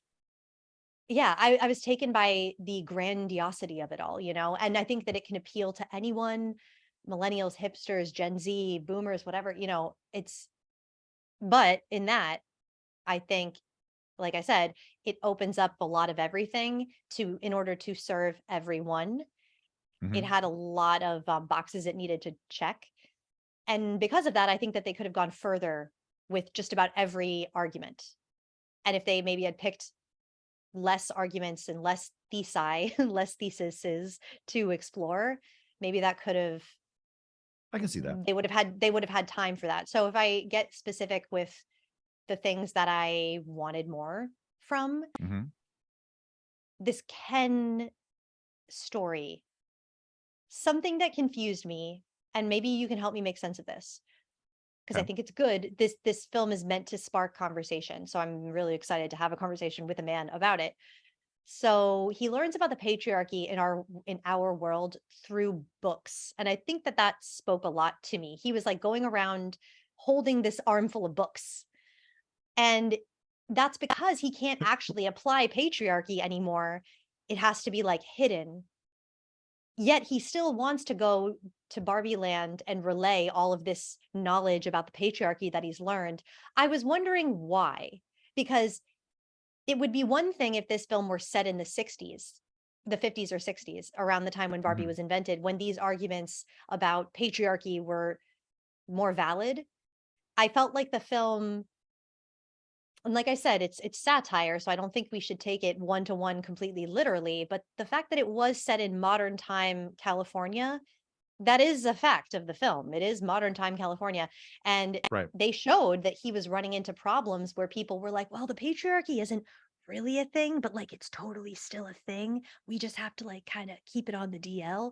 And that's true, yes. But because of that, it just made me wonder, well, why does he think it's going to work so well when all he has are like history books to prove so? It would just have, the argument would have been stronger if he had gone into 1950s, 1960s America, where he would have found the patriarchy was rampant and very much alive. So that felt a little unmotivated for me. It was unclear. I know. I see what you're saying. I took it as, that run-in that he has with, the busy businessman, where he's like, oh, I guess the patriarchy isn't really working. He's like, no, it's working great. It's totally working. Yeah. We're just we like should talk about it. That is the point. It's that soft surrender. It's the well, it's not a big deal anymore. We aren't, the women aren't burning their bras, and they're not out in the streets with now signs and stuff like that. But that doesn't mean it's fixed. There was a great quote once from Ruth Bader Ginsburg, who was asked how many women she thought should be on the Supreme Court. And she said 9. And the interviewer was like, do you really think there should be 9 women? And she's like, there's been 9 men and no one's ever complained. Why should there be 9 women? And that mindset is still here today, where it's like, I remember when the first Supreme Court Justice, Sandra Day O'Connor, the first female one, that was 1982, 1981, somewhere in there. That was Reagan. And it was a huge deal. There was a movie about it. Go ahead. Keep talking. I'll be right back. Keep talking. There was a movie about it. There was a play about it called First Monday in October. There was a play about it called First Monday in October, about the first female Supreme Court justice. And it was all about how crazy that was. And now there's 3, but can't there be 9? I think there is a soft surrender that's happened. And, you can't spend all your time protesting and all your time banging against the wall. What was interesting about this transition that happens with his going back to Barbie Land, what was funny about that transition is that we don't see how that transformation happens. How does he brainwash the Barbies? But I don't need that much information, I don't either. I think it's vague for a reason. And I think like the about the weakest part of this movie for me was when they were using parts of America Ferrera's rouse the troops speech as a way to unbrainwash the Barbies. That was kind of like, I thought that it was off-putting. That was kind of like the fire getting Indiana Jones out of the Temple of Doom trance. It was like, okay, all right, we're gonna do it that way. That's fine. Fire, but just fire. It works. It magic antidotes. Just go with it. Yeah, exactly. I think that it was the one of the biggest things that I did not like was that the feminists had to inform the Barbies. Actually, we're going to let you know that you're not happy. You're actually miserable, just so you know. You didn't know No, this, no, but we're no. telling you. No. This subservience to men is not happiness. This is bad. Disagree. I'm going to disagree with you. Okay. She's not talking about the Barbies. She's talking about her. She's talking about women, not the Barbies. No, I know. And like I'm saying, I know that this is satire and I know that this should not be taken literally, but the way the film presents, it's very easy to forget that. Oh, I see. Because like I'm saying that yeah. I feel like the voice of it is unclear and like the standpoint gets easily lost. I'm aware that it is satire. I know that they're sending all this stuff up, but I couldn't help but like have this unsatisfied feeling.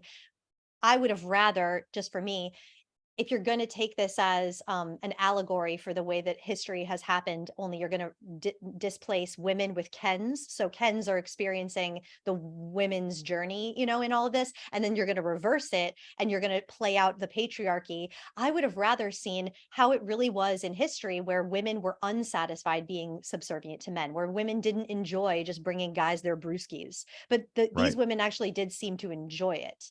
So I was like, because they're not women, they're Barbies. Yes, and that's it, and that's what I always have to come back to and remember. And I think that that's the argument. Everyone who's complaining about this film and saying that it's man hating, that's what you're forgetting. You're forgetting that these are dolls, and they're using they're using pastiche elements, and they're using Barbie dolls to speak to a larger point about society. And that I just think that the storytelling got a little lost. It's too easy to forget it. Yeah. Well, it's too easy to forget it because we tend to think of dolls as kind of homogenous. And the fact that we see all these different Barbies, we see all these different Kens, we don't think of them as, when we see them on the shelves in the store, it's Barbie, Barbie, Barbie, Barbie, Barbie, Barbie, and they're kind of look the same. And this one, we've got all different shapes and sizes and races of Barbies. We have all shapes and sizes and races of Kens. We've got an Alan, we've got a Midge, we've got, a dog that poops pellets. We've got, and see, that's what I'm saying. Also, things. Those Midges and Alan things, like that was satire, and people are very Midge, justice for Midge. Pregnant women are just fine. Like, what are you saying? Pregnant women are bad. No, it is satire, y'all. Like, I think that people are taking this too literally, But at the same time, I gotta say, they're taking it too literally. That is a mindset that is way too easily adopted for a reason, because I just think the through line gets a little lost, gets a little muddy amidst all of the stuff it's doing. I think if you approach this movie if you approach this movie as a fable, yes, you have a narrator. Helen Mirren's. Usually I'm a big believer in cut the narration out and you're going to be better. In this particular case, it's a fable. She's telling this story, and lots of fourth wall breaking in this movie, which is also something I don't usually like, but it's delightful in this moment because it reminds you that we're telling a fable. We've got fake maps of the real world. We got fake maps of the Barbie land. We've got this, every time they have to travel to the real world, it's like these weird, landscapes of construction paper and glue. And you're getting a fairy tale or a fable out of this. You're not getting reality. And I can understand how some folks will get confused. Like, I get that. I just think it's too easy to get confused. I think that if the film were trying like streamlining its points a little more, I think it would have been almost impossible to miss the fact that, like, this is a fable, this is satire, these are dolls, people, I think that it was too easy to take literally. Another thing that I was left feeling unsatisfied was like the resolution for Ken. I felt that they could have gone further with Ken's ending to unite the two sides. I felt like the segregation, we were left with Ken's saying, we want to be appreciated. We want to have our autonomy. And they said, okay, yes, fine, you can, but you got to work your way up. Like, you can't just be on the Supreme Court. You got to start at the lower courts. And yes, that is how it went for women. Like, that we are doing the same courtesy to Kens as women, the courtesy was given to women in the real world, you know? But, and so I get that. I get that it's only being truthful to reality, you know? Right. But as a film, just to leave it there with one pep talk to Ken, it just did feel a little unsatisfying, I guess. I can see that. Although, you know, one of the best lines ever written was to just pan over and see Ken wearing that sweatshirt. I'm Kenuff. I mean, that was a writer's golden moment. I just want to know who got the accolades, who got the office party that week thrown for them, because whoever came up with the guys, writers, everyone, stop the press. I am Kenuff. I mean, what? Like, the applause. I just think it's brilliant. I want that sweatshirt. I read somewhere that I love a pun. The Ken song, the Just Ken song, that everybody wrote it as a joke, and then Ryan Gosling was like, I think we need to do this. And Greta Gerwig I hope that's true. And Greta Gerwig heard it like, yeah, we need to do this, because it's an important moment in the movie, plus it's a hilarious moment in the movie, and we get a Ken dance dream ballet. Yes, we do. And that's what I want to really, I do want to talk about that more in my favorite things. So just a couple more things that I want to talk through, and like I'm saying, these are not make it or break it things for me, but like I said, no, I get it. I get it. What, you know, what we're doing here, you know, everybody, is we're taking apart something that we enjoyed. Yeah. You know, I think that these are the conversations that it is wanting to spark. And the fact that I'm unsatisfied with an ending, I love an ambiguous ending. I love not having everything spelled out for me. I don't ever want to have all the answers spoon fed. I hate that. It is the worst. That is the most unsatisfying, to feel like a movie is thinking for me. Like, fuck off. I can think for myself. Thank you. Because then you don't get these conversations that we're having now. Right. You know, and that's, I mean, the days when you would like go to the movie, and you go to some art house movie, and then you go to the coffee shop next door, and you'd sit there with your friends, and you kind of pour over, what did you think about this moment and this moment and this moment? I mean, I just saw Jean Dielman, which is the Sight and Sound's new best movie of all time, which is like a 4-hour movie, which is mostly a woman peeling potatoes and making soup. But there's other things going on, and it is fascinating to watch it. It's mesmerizing, but it's like it can be tough to watch because there's not a lot going on there, and you are left with a lot of answers of yourself. Well, there's not a lot going on in the way of like things are constantly being told to you. You know, you're having it's a filmmaker going, here's life, take from it what you will, and what you take from it is a reflection of how much you got going on upstairs, buddy. Like, are the lights on and nobody's home, or are the lights on and a lot of activities happening? When you watch a film that is deceptively simple, you know, it forces you to kind of call into question how smart are you? And people don't like it. People don't like that, feeling stupid. They don't like it. But the fact that this film is sparking, like you said, community, people are showing up wearing pink. People are standing up at the end of America Ferrera's speech and applauding, and other people are booing.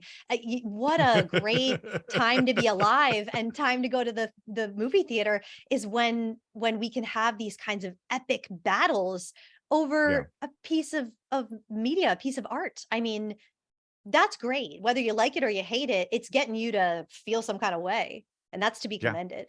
You know, bravo. Well, and all those. I was thinking about this when I was watching Life Size 2, because there's a lot of pundits out there that are, you know, they throw the word woke out there like a stick of dynamite to blow up conversations. Woke Eve.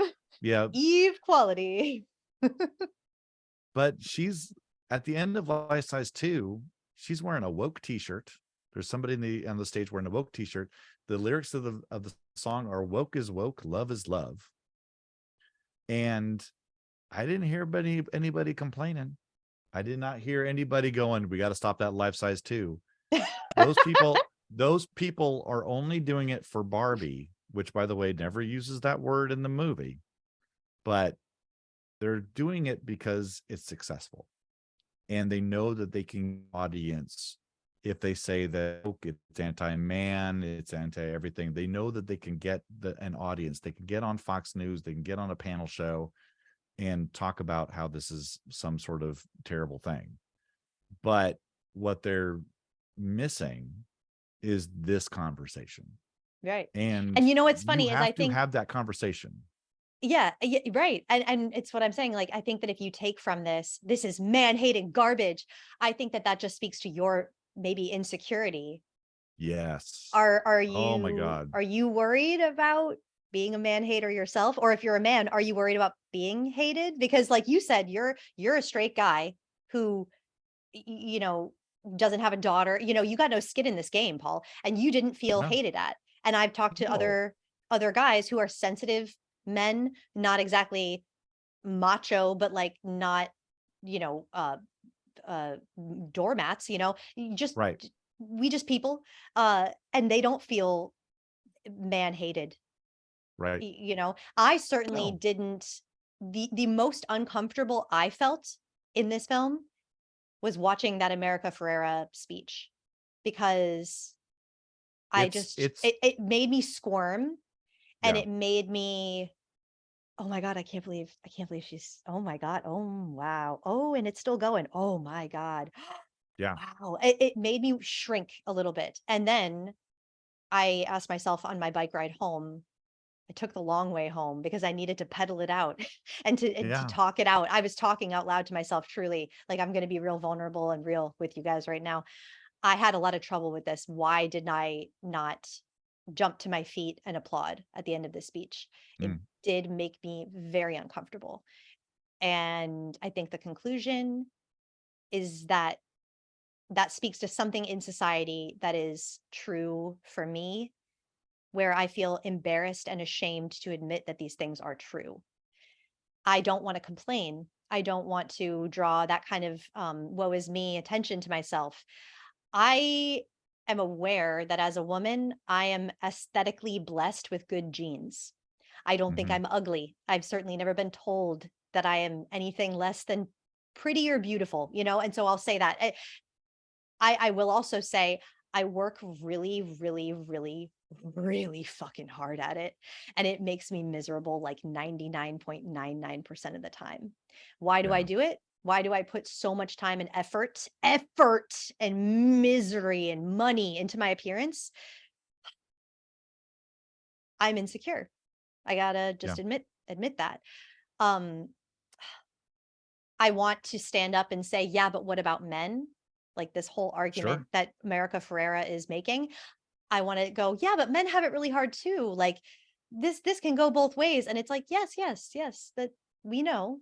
And guys like you, men like you, have said to me, but I don't mind that America Ferrera is saying it, because women don't say it often enough. And no man who's worth his weight in, you know, Wait. anything, you know, wait, right. I don't know what I'm trying to say. No man that's worth his what's the expression, you know, no man who's a good person is bothered by this. I'm bothered by this because let me read this. It's very difficult for me to like articulate how I feel, you know. let me read this. You are very beautiful and intelligent, and it breaks my soul that you don't think that you are good enough. That's the second line of her. You are very beautiful and intelligent. It breaks my soul to think that you're not good enough. I have wanted to say that to people, especially women, so many times when I've seen their insecurities. You're beautiful and intelligent, and it breaks my soul that you don't think you're good enough. It's gorgeous. And the fact that so many don't feel that way is tough. You know, I have 4 sisters. You know, I have ex-girlfriends. I have people that I love, and I can feel that from them. And it sucks. And again, The word man is not in that line. Yeah. The word a man is not making me feel that way. There's later it goes, you have to stay pretty for men, but not so pretty to tempt them and threaten other women because you're supposed to be part of the sorority. The other line that mentions men is you have to be responsible for the bad behavior of men, which is crazy. But if you notice that, you're accused of being a complainer. I read through all this whole thing. I didn't hear, there's nothing that's not true. I mean, yeah, like nothing she's that- not wrong is what I'm she's not wrong thinking to at myself. all. Yeah, like She's not wrong goddamn. at all. I just was You know? embarrassed at the fact that she was saying it because like I'm saying, it speaks to the bigger thing in society. Like, why is this making me uncomfortable? Why do I feel like this is not allowed? Why do I feel like, shut up, America? Okay, God, they're gonna hate us in a second. Good Lord, they're gonna think we're, oh my God, can you stop? Oh, it's a little too real. We're not allowed. Let me tell you something. But we are allowed, right? That's what the film is saying. That's what I'm saying. The real people, I'm not even gonna say men, the real people will support it. The real people. The people that think that masculinity is some sort of, prize, something that they've attained. No, we're born that way. We're born masculine. Some people are born feminine, whatever. It's not a prize. We didn't work for it. It's just what it is. We're just people. And the real people will support you. They always will. And the other people will complain about this movie. I was at a party on Saturday and I heard a woman talking to a guy and she was like, oh, I love that Barbie movie. And he was like, oh, that woke piece of garbage. And she was like, oh, you saw it? And he's like, I'm not going to see that woke piece of garbage. And it's like, already okay. judging it, are you? Yeah. You've done the real manly thing of taking somebody else's opinion and adopted it for yourself. Good job. That's what real men do. We take somebody else's opinion and go, oh, I'll just take his opinion. Good job. Think for yourselves. Yeah. Think for yourself. Be your own person. Forget about man. Forget about woman. Be your own person. And also dare to admit and realize that if you do have a lot of issues with this film, you may be taking it too personally. And if you are taking it very personally, why? And I think that's an uncomfortable situation that a lot of people don't ask me those questions. What? I don't like it. I just don't like it. Okay. Quit prodding and poking at me. This film is gonna prod and poke at you. And like I said, it left me feeling unsatisfied. But that part of it, the part that we're talking about with America's speech, that did something to me that I'm very grateful for. Yeah. Because I thought I had addressed. Yeah. I know all of that. I'm fine with it. Skip. Okay. Yeah. I don't have to say it all. Okay. Whoa, she's saying it. Why am I having such a hard time hearing this? Like, and so now I have an awareness of myself. I have an awareness of something inside of me that's not serving me, that's not doing me any good, that I just want to tell myself, less of that, Jade. Like, less of that. You're allowed. It's okay. You're enough. It's okay. I am enough. It is okay. And so that was something. I kind of got a little off like my topic of where I thought they could have gone farther and where I thought they could have been more specific with what they were saying. But this aspect is something that I think they really did nail. And they nailed it in it being a lot. Yeah. And relentless. It didn't let up. It's the rousing of the troops speech, but it's also what I was getting from that character is that this is the first time she's articulated this. This is the first time that she has felt in Weird Barbie's house with all the outcasts, with her daughter, with weird sugar daddy Ken watching from the rafters. That I am in a safe enough space that I can finally relent and I can finally let this go. And that is a gift. I mean, to be able to be in that space and you shrinking down and going, okay, stop. To have that revelation that that's something inside of you that you can turn and make something different from it. You know, it's not the It was wrong reaction. it was stunning how averse I felt to this relentless love bomb Yeah. to me I mean, personally I like as a it- woman. It was like like- loving me, and it was empowering me like against my will. It was like, you will feel this big fat hug. Let me fucking hug you. And I was just like, okay, I'm good. And they're like, no, you're not. Yeah. You need more love though. You know, it's just Yeah. a reminder to give yourself love, you know, as a woman, as a person. I think, yeah, hopefully men can watch this and see it the way that you do, and not take this as an affront to a man. I think just there let the are women have their people moment. there are people out there that are just going to, they've made up their mind. One of the funniest things I saw on Twitter, or X as it's now called, is there was some, I don't even know who it is. It's some conservative pundit, weird dude. And he is like, my producers made me go to this movie. And he's standing next to a poster, and he's, you know, it's like, I'm going to have a big discussion about this on my podcast the next time. And he's standing in there, and he's wearing this black t-shirt and black jeans. He's wearing the exact same outfit that all the Kens are wearing in the ballet. The exact same outfit. Oh, that's it's good. Like, how are you different, dude? Mm-hmm. How are you different? At least those Kens are learning something about themselves. At least those Kens are evolving. We're not seeing the entire evolution of the Kens. You know, we're seeing the beginnings of them trying to figure out who they are. I guess I just Barbies. needed that reminder that this is just the beginnings, and Right. I think that the fact that I felt unsatisfied with Ken's like pep talk, you're enough, Ken, it's okay, that like resolution, and then leaving it at that, and then just letting Ken's, you know, okay, you have our respect, but you gotta continue to maintain it by working your way up. That made me, maybe it just speaks to me not wanting to acknowledge that women were done real dirty, because I don't want to be a complainer. Maybe that's just what it is. I just think that every problem that I have with this film, maybe, dare I say, it keeps coming up to the surface, that I need to address this. It's okay to admit that women were done dirty. Like, it's okay to admit that the world has been really, really lopsided for a really long time. And although we've come really far, let's not jump the gun and just jump right there for Ken now. You know, like, we're taking it on a small scale. We're using Barbie dolls to play out the real world happenings, you know? So I guess I think a bittersweet ending is it's okay. But that's what people who've been playing with Barbies have been doing the whole time, is playing out these scenarios. I just don't want. Sorry, go ahead. No, go ahead.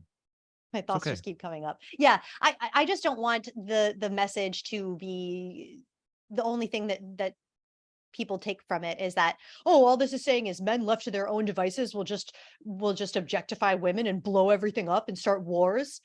I mean, a little bit, yes, but not entirely. And the film is not saying no, the film's not saying entirely. But again, it is satire, and it is like overgeneralizing. There was one movie that opened that weekend that killed hundreds of thousands of people. That's Oppenheimer. Nobody died in Barbie. Nobody died in Barbie. The other movie is full of men who are talking about dropping bombs on innocent people. The other movie is Barbie. Okay? If you have a problem with Barbie where nobody dies and people learn lessons, but you don't have a problem with Oppenheimer and dropping bombs on thousands of innocent people, look in your own heart. You got things to figure out. Okay. So now, can we talk about Barbie a little bit? Because I think you're we helping have not talked about Margot Robbie at all. And before we get into Margot Robbie herself, yes, I do really want to talk about that. Like I said, I kind of want to save the stuff that's really, really good for after I just work through some of these issues I have. Okay. So the ending with Barbie. Okay, so she had this. The thing that kept pulling my attention to bother me was she's constantly rejecting Ken, and like why she was rejecting him at the beginning felt unclear. Why couldn't she stay with Ken at the end? I think that would have felt too conventional. So I agree that having Barbie and Ken end up together would have been a little blah, a little boring. And to have her choose to be like part of that world, you know, that was okay. Like, what do you call them? didn't Feet? I didn't expect it, and it didn't I didn't expect it. So there's this question at the end, who are you, Barbie? She doesn't know, neither do we. No one knows. No one can answer this question. Ruth Handler at one point goes like, self-effacing Barbie? Like, and I laughed really hard at that because I'm not self-effacing on the surface, but if I were a Barbie, like who is my deep down inside Barbie, I would be self-effacing Barbie. And I laughed really hard at that because my mama is always telling me, don't be so self-effacing. Don't be so self. She always says that to me. And my mama's name, by the way, listeners, is Barbie. Her name is Barbara, and she hates when you call her Barbara. You do not, unless you want to get on her bad side, you do not call my mama Barbara. Barbie is her fucking name. And is she watching this? Do you think she's watching this right now? No, she doesn't go to the theater. She'll catch it on streaming. She's not a theater Do you think person. she thinks she's watching this right now? Oh, this video? Oh, yes. Hi, Mama. Love you.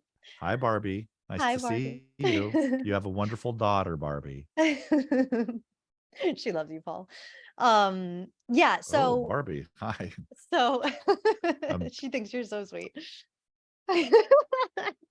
Happily married. She's happily married to G.I. Joe, as we call him. My stepdad. He's got that kung fu grip. I can't compete with that. Yeah, he looks just like G.I. Joe. He's like this big, bald Harley guy, this big burly like ogre. You know, we call him Shrek. Yeah. So well, I call him Big Daddy. That's Big Daddy. Yeah. So anyway, okay. So yeah, self-effacing Barbie is the issue, right? Like this what self-effacing means, the definition is not claiming attention for oneself, retiring and modest, right? Sure.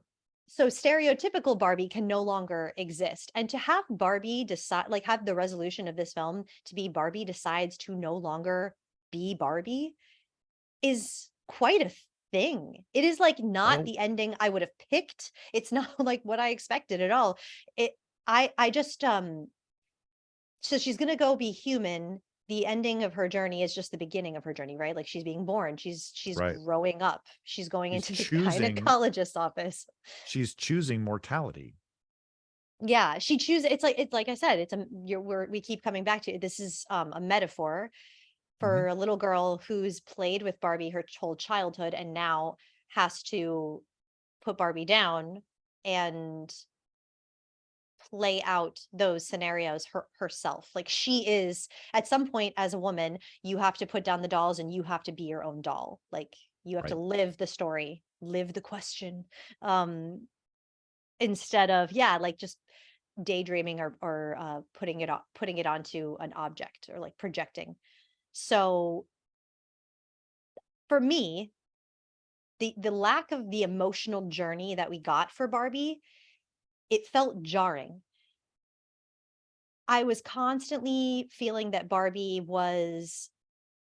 needed help. She was aimless. I felt like we skipped over her feelings. And maybe that's the point. Maybe the point is that Barbie just didn't know, that she just, are you my mother? Are you my mother? Or help me. Are you, where do I, like she's looking for answers and no one's able to provide them. And that's the point. You have to go and like I said, live the question, find your own answers. There's that. I think it was Albert Camus who said, live the question. Now I'm wondering if I have that quote right, but it's one of my I'll go with it. Albert Camus. Sure. I think it is. I have the magnet on my fridge and I should know, shouldn't I? Wait, actually, let me check. The magnet knows. She's going to go get that magnet. Is it Camus? Is it Camus? Rilke. Oh, Rilke. Duh. Okay, it's Where's Rilke, y'all. Rilke? Here it is. This was a big quote that I had to, we actually had to memorize it in theater school. I beg you to have patience with everything unresolved in your heart and try to love the questions themselves as if they were locked rooms or books written in a very foreign language. Don't search for the answers which you could not be given, which could not be given to you now, because you would not be able to live them. And the point is to live everything. Live the questions now. Perhaps then, someday, far in the future, you will gradually, without even noticing it, live your way into the answer. Yeah. That's like the thesis, one of the thesis of this film. They're not going to give you all the answers. So I guess like the lack of the emotional journey that I felt from Barbie is kind of like, maybe that's the point. I don't know. Did you feel unsatisfied by that ending? No. Like how we got there was just like, oh, whoa, all of a sudden here we are. She's going to go be human. Because it's very interesting that they basically made a blockbuster art film. They basically made like something I would go see in college at, some art house cinema that ends abruptly and doesn't give you a nice, neat ending. Yeah. And makes you think, oh, and like I was saying before, you go to the coffee house next door and you order an espresso and you sit with your friends and go, well, what was that? What do you think about the ending of that? And to have those, we've gotten so used to having either stuff wrap up nice and tidy, or franchises that we know that somewhere in the credits, it's going to lead us to the next movie. And we'll be like, oh, the next movie is going to answer more questions. This one does. I didn't stay to the end credits. And I hope they didn't have some sort of like, they didn't. Barbie 2. Good. It was just fun little stuff on the credits. Leave it ambiguous. Leave it so that people like you and I can have this conversation. This is such a great conversation to have with somebody, and to hear you first go, I didn't understand what that means, and then hear you talk about, I think it might have meant this, or at least that it's what it meant to me. Yeah. It becomes personal. What it means to you is personal. And to make a big glossy huge movie, big stars, big budget, but to make it small enough that it hits you on a personal level, that's a magic trick.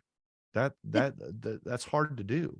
The thing is, yes, and it does keep changing in my mind. This film is like marinating like a stew. It gets better with age. Good. I think as it's like living inside of my brain, and it's just, it keeps coming up in every like facet of my life. I'm just like, oh, there's that thing in the Barbie movie. It's just like, you never would have thought, but yeah,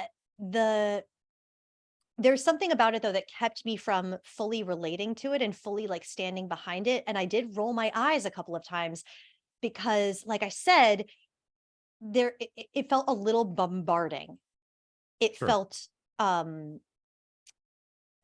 like there were some things that were about motherhood that I couldn't relate to, but then there were other things about adolescence that I also couldn't relate to, because I guess like I'm not in that stage of like motherhood. I don't know if I'll ever be. But also from the adolescent, young daughter perspective, like I'm not there either. And when I was there, we didn't think the same as the youngins think nowadays. So as maybe just my demographic, I wasn't sure like how I could relate to this. And the more I think about it, the more I realize, well, I'm Margot Robbie's age. We were both born the same year, 1990. We were both 33 years old. And I kept on wanting to latch on to Barbie. I kept on wanting to relate to Barbie. And I think that Margot Robbie was given the most difficult job, and she's going to get the least amount of, people will realize that a lot less than they're going to realize, oh, wasn't Ryan Gosling great? Because playing Barbie, being Barbie is just fucking really, really hard. And that is an annoying, like I said, like, I don't want to be that girl saying, oh my God, being a pretty girl is like so hard. But like, it really, oh God, I can't even like say it. Being a pretty girl is hard. Like, no, it's not that. It's just like, who are you, Barbie? Who are you, Jade? The fact that I don't know is like really aggravating me. And it's like I keep on coming up to like who I should be. Right. So yeah, and then I wanted to latch on to the sexism, sexism bad, capitalism bad, elitism bad, you shouldn't be codependent, you should be self-sufficient. There were so many arguments that like they were going by so quickly that I couldn't spend enough time on each one in order to fully get behind it. And maybe it just will benefit from like a second viewing for me. Yeah, I it's like it's just so strange because I loved so much of it, but then the overwhelming sense of who am I into this property? Like who I just I just don't know, and I think it's bothersome, I guess. There just were a little bit. There were too many eye rolling moments, I think, for me, where I felt like it was the low hanging fruit, or like the last ditch effort to get some sympathy from the cheap seats, like that montage at the end where everyone who worked on the film, their home videos flashed. Oh, I With didn't. I didn't watch the that. Billy. Oh, No, yes, it's part of the film. The Billie Eilish song gotcha. was playing.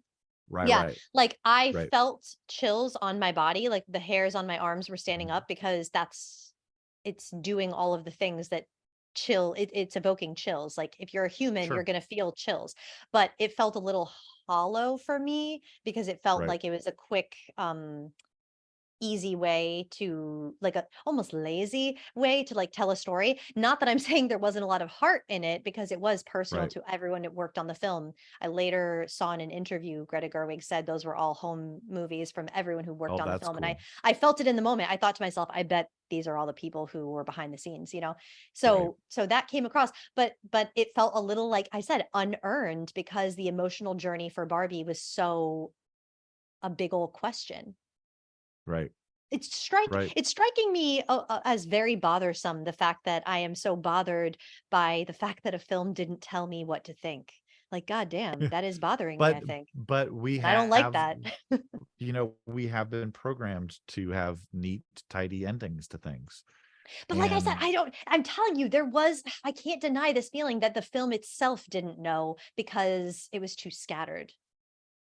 oh, I didn't get that feeling. I got the feeling that this was everything that was out there was purposeful. And the thing that, like, that montage, it may seem a little hollow to you, but somebody else is Oh no, feeling and a that, lot of people cried. know? And if I Yeah. like saw it again and on a day when I was having more of an emotional day, I probably would cry at it too, Like Can I tell you one of my I'm worst just date stories for a moment? critiquing it as as I a have film. I'm just critiquing. Yeah. I have to tell you one of my worst date stories. I ate with a woman, went to see, this was when Titanic came out. Oh boy. And I didn't like Titanic. I thought it was terrible. It was just so like overwrought and just everything. And there's this moment in it where I can't remember what was happening, but I was just like, oh, this just stretches credulity. And I went to turn to say something to my date, and I was going to say something kind of snarky and clever, because I'm a guy. I turned, tears streaming down her face, just streaming down her face. And I was like, all right, got to keep this clever thing to myself, because I don't want to ruin her experience. But we are definitely watching this with two different vibes, right? And what I see is what I saw was all the clunkiness and all the, like you're saying, like the hollow moments that aren't really filled up. And this other person is just like, nope, I have bought into this hook, line, and sinker. And then it's like, am I not seeing something? Am I not? And at that point, I was a little more of a closed off person, and I'm much more open and I'm weeping on a podcast now, which is like, that's a first. But it's like but I've become that over time.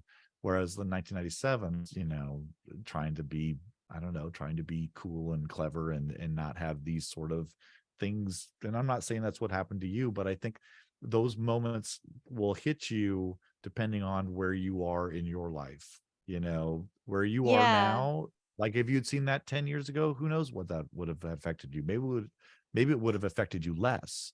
if you saw that 10 years from now, maybe you would have been the person in the audience crying. I mean, that's the thing I think clunky. that's the thing I think for me was clunky, is just that because at the end you realize I was like, whose story are we telling here? Because I felt like I got a little hijacked by Ken. I was very clear on Ryan Gosling's emotional journey, on Ken's emotional arc. I wasn't super satisfied with the conclusion. Like I said, it felt like it could have gone farther. But I didn't know whose story the film was telling. I felt like the answer is it's telling everyone's story. And when you're telling everyone's story, you're muddying the waters. And so coming away with a feeling of empty, unsatisfied, like I said, opened up a lot of great discussions, but didn't finish any of them. That's, I guess, the point. And I didn't realize that that's what I was signing up for. But I think that that is the point of the film. I did think, honestly, if I'm being really honest, like the eye rolling moments got a little strident, because I thought it was a little heavy handed with the wokeness. I thought that we were dropping a lot of buzzwords: white privilege, mansplaining, cultural appropriation, anti-capitalist, colonization. This is bad, this is good, this is what you should think is bad, everyone, this is bad. And if you think it's good, there's a problem with you. Like I said, I didn't disagree with any of those messages, but I just was like, okay, the horse is dead. Okay. Woo, okay. Just take a moment to breathe, I was rolling my eyes. But the person sitting two seats down from you needs to hear that. And like the America Ferrera speech, I needed to hear that. And for some people it just didn't mean as much. I think that it bothered me in the best way that something could bother me personally as Jade. That was I love that sentence, that it bothered me in the best way. That art Truly should do that. It should bother you in the best way. Right. And I started to do it as we were podcasting. I started to like apologize for like messing up by not talking about life size like good enough or whatever. Like I go to apologizing way too easily in my life. I don't know if that's because I'm a woman. I don't know if that's just because of the way I was raised and just where I who I am. But that just the fact of getting the awareness that I have from this film about something that is not serving me as a woman with that monologue, that's worth the price of admission, because it really has, that will stay with me. That has changed me. Shall we talk about some of the other things that were worth the price of admission? We can. I am PaulJensen, Segway Man. Segway Jones. Let's talk about Margot Robbie, because we haven't really given her. Wowza. I mean, I was thinking about, like, without Mattel, this movie doesn't get made. I mean, Mattel has to sign on this, but they really wanted to make a Barbie movie, and Margot Robbie came in and said, I'm going to do this. And then she brings Greta Gerwig in and says, we're going to do this, and this is what it's going to be. And I know Mattel had some issues with a few things. They didn't want her to be called stereotypical Barbie. They wanted to be called original Barbie. But they stuck to their guns. And Margot Robbie deserves all the credit. And on top of that, oh man, she really does. What a performance. What a performance. physically embodying. I mean, she is every bit, Ryan Gosling is going to be the revelation that people didn't know that he had that gear. Margot Robbie's been playing these sort of weird women. She plays Tanya Harding in the one. She's done the Harley Quinn, but she does it from a real place. She is the opposite of Johnny Depp. She's doing that stuff from a very real place, and she finds a real center. When I was thinking about Tyra Banks in Life Size 2, I would have found that same center that Margot Robbie finds in Barbie, because you're playing a doll, and you're playing a doll that's going through things, but there still is a life source in here that you have to radiate out, and she does that just so well. And those scenes with her and Ryan Gosling are just they're so good together. They're so I mean, good together. Oh, their chemistry was insane. More, please. Margot Robbie is just so beautiful without being at all intimidating or threatening, but she is so damn beautiful. Like it's so easy to accept her as this like role model in a way that like it's a lot harder to with Tyra Banks, because there is an aspect of Tyra, especially modern nowadays Tyra, that is very like in your face. And it's like so bombarding and it's so intense. And like where it is also just a big old kid, and you can kind of like more, it's very easy to like point and laugh at the clown Tyra. There is something also that you just want to go, okay, take a seat. Can you just, all right. My eardrums though, you know, I got to take my headphones out. I got to take my headphones out, Tyra. Yeah. I'm yeah, sorry. yeah. But there's Margot nothing like that with no. No. And she's No. so like, unlike Tyra, she's and this is what Tyra Banks did in the first Life Size, so grounded as a doll, not pushing it, not trying too hard, just simply being a doll. She just simply is Barbie. Right.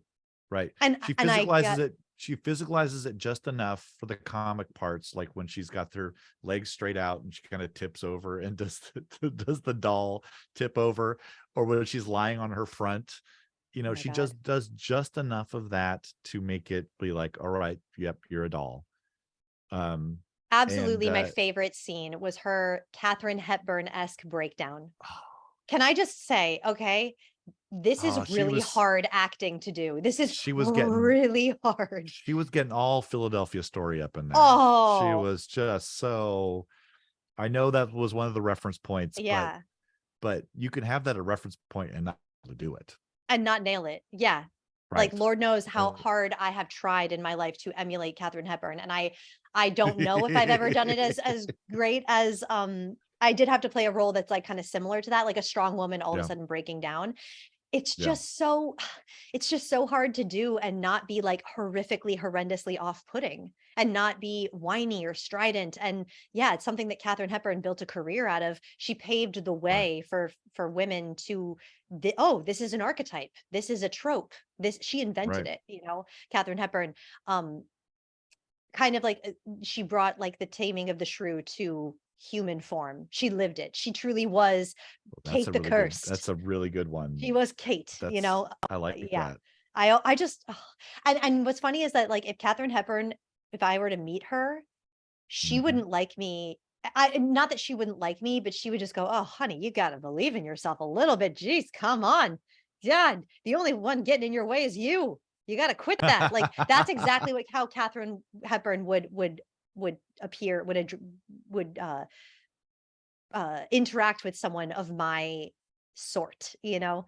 Yeah, because I am a little too like, yeah, God, man, I'm really learning lessons on this podcast right now, man. I'm sorry if I keep stumbling over my words, but like this is embarrassing for me, and like it's just hard for me to like grapple with, you know, that like the amount that I relate to stereotypical Barbie, it feels like I should be embarrassed.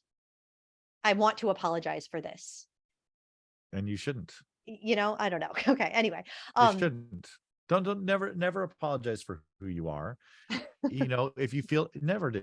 I mean, if you feel like you need to improve. If you feel like you need to improve, stay the same. You know, there's no apology. If you're not hurting anybody, if you're doing the best you can, there's never apologies. People need to apologize are the people that are hurting other people. Those people need to apologize. But if you're just trying to life is hard. Life is tough, man. It is advanced. Humanism is life. It's like, and things change around you, and you have to go with the flow, and you have to adapt, and you have to figure out your way. And you know, at my age, it's like I've been through lives, and it's like you keep moving and improving, and hopefully that you can figure out, okay, I made these mistakes and now I improve and I go and try to do better. And if you do that, then you're being a good person. Yeah. Yeah, and I was just thinking as you were talking, I don't know why the thought keeps like coming up to my mind. The reason I feel like I want to apologize is because like I feel like I should have learned this already, and that's something that's really valuable. Like again, I said again, worth the price of let me admission tell for you. me is if it Let can me call tell into you. question if it something that you think you have. Oh yeah, I've fought that battle. Those demons are dead. Those skeletons are well buried in that closet. It's like No, clearly they're not, Jade. Like no. clearly, if this is bringing up this level of discomfort for you, there's some stuff still there. And like Lord knows I go to therapy and I have my wins weekly, good for me. It's good. But yeah, just for this Barbie movie to It's make me realize that there's still work to be done is like it says what something. a gift. What a What a gift. gift. What a gift. And it's truly Margot Robbie. It's like Yeah. had anyone else played Barbie, I just don't know if I would feel the same way. But I'm not sure. I was trying to recast the leads I in was too. I was trying to this, think and I if was there's like anyone thinking about it, else. and it was like, I think anybody else, it would have been a very different. I mean, it may have been fun still, but I don't know if it would have hit the same way, Yeah. because both of these actors really do a good job of being in the moment and being real with each other and real with themselves, even when they're playing comedy. Even when they're, Ryan Gosling, going back to him for a second, he plays it for real. He plays it for keeps. And so does Margot Robbie.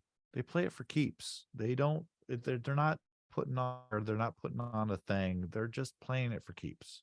And you And believe also it just in the the moment. simplicity of the two of these actors. Yeah. Like the moment when Yeah. Barbie cries, when we get that really big close up of that single tear falling out of Oh my Margot, God. that was the moment that got me to sniffle a bit. That hit me so hard. And both her and Ryan Gosling are doing the same thing, and it's crazy difficult on two totally different scales to be simple, because this movie is being so much. Like I said, too many arguments for me. It got a little muddied. Whether or not I Sure. agree or disagree, like I love the arguments, I do, but I do feel overwhelmed. Like I said, a little too stuffed full of my favorite food after this. The simplicity that they are bringing to the roles is what's making it all palatable, is what's making it all go down really, really easy. And I want to revisit it, and I want it to keep going, because they are both so blessedly earnest. And like Yeah. you said, playing it for keeps. When she's sitting at that bus stop and she sees the old woman, and she turns to her and says, "You're beautiful." She's not saying it to try to like make this old woman feel better about herself. She's saying it because she's realized that Beauty is she's beauty. something She's beautiful. more. Yeah. Yeah. And when she says, "I know," Yeah. was so great. Perfect. It was a perfect response. Because that's where she needs to get to. That's where she's going. At the end of that movie, when she becomes human, that's where she's going. She's going to be that woman. It's a bizarre thing. And it's just going to happen. And to for look her at to someone realize who's that, yeah. I was gonna say, to look at someone who's aged and to be almost jealous of it in the same way that you would be jealous of someone who's conventionally very beautiful. You're like, why do I want to be you? Why do I think? Because we all can agree that an old 80-year-old woman is beautiful. But not in the same way as like Margot Robbie is beautiful. It's just Right.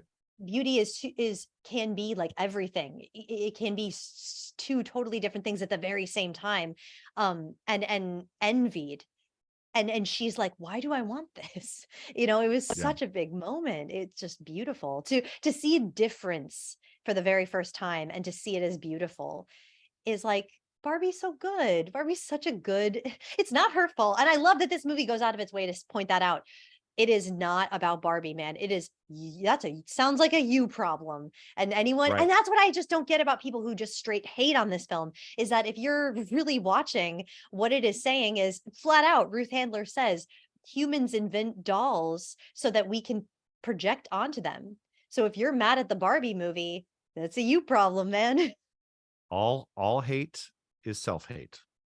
All loathing 100%. is self-loathing.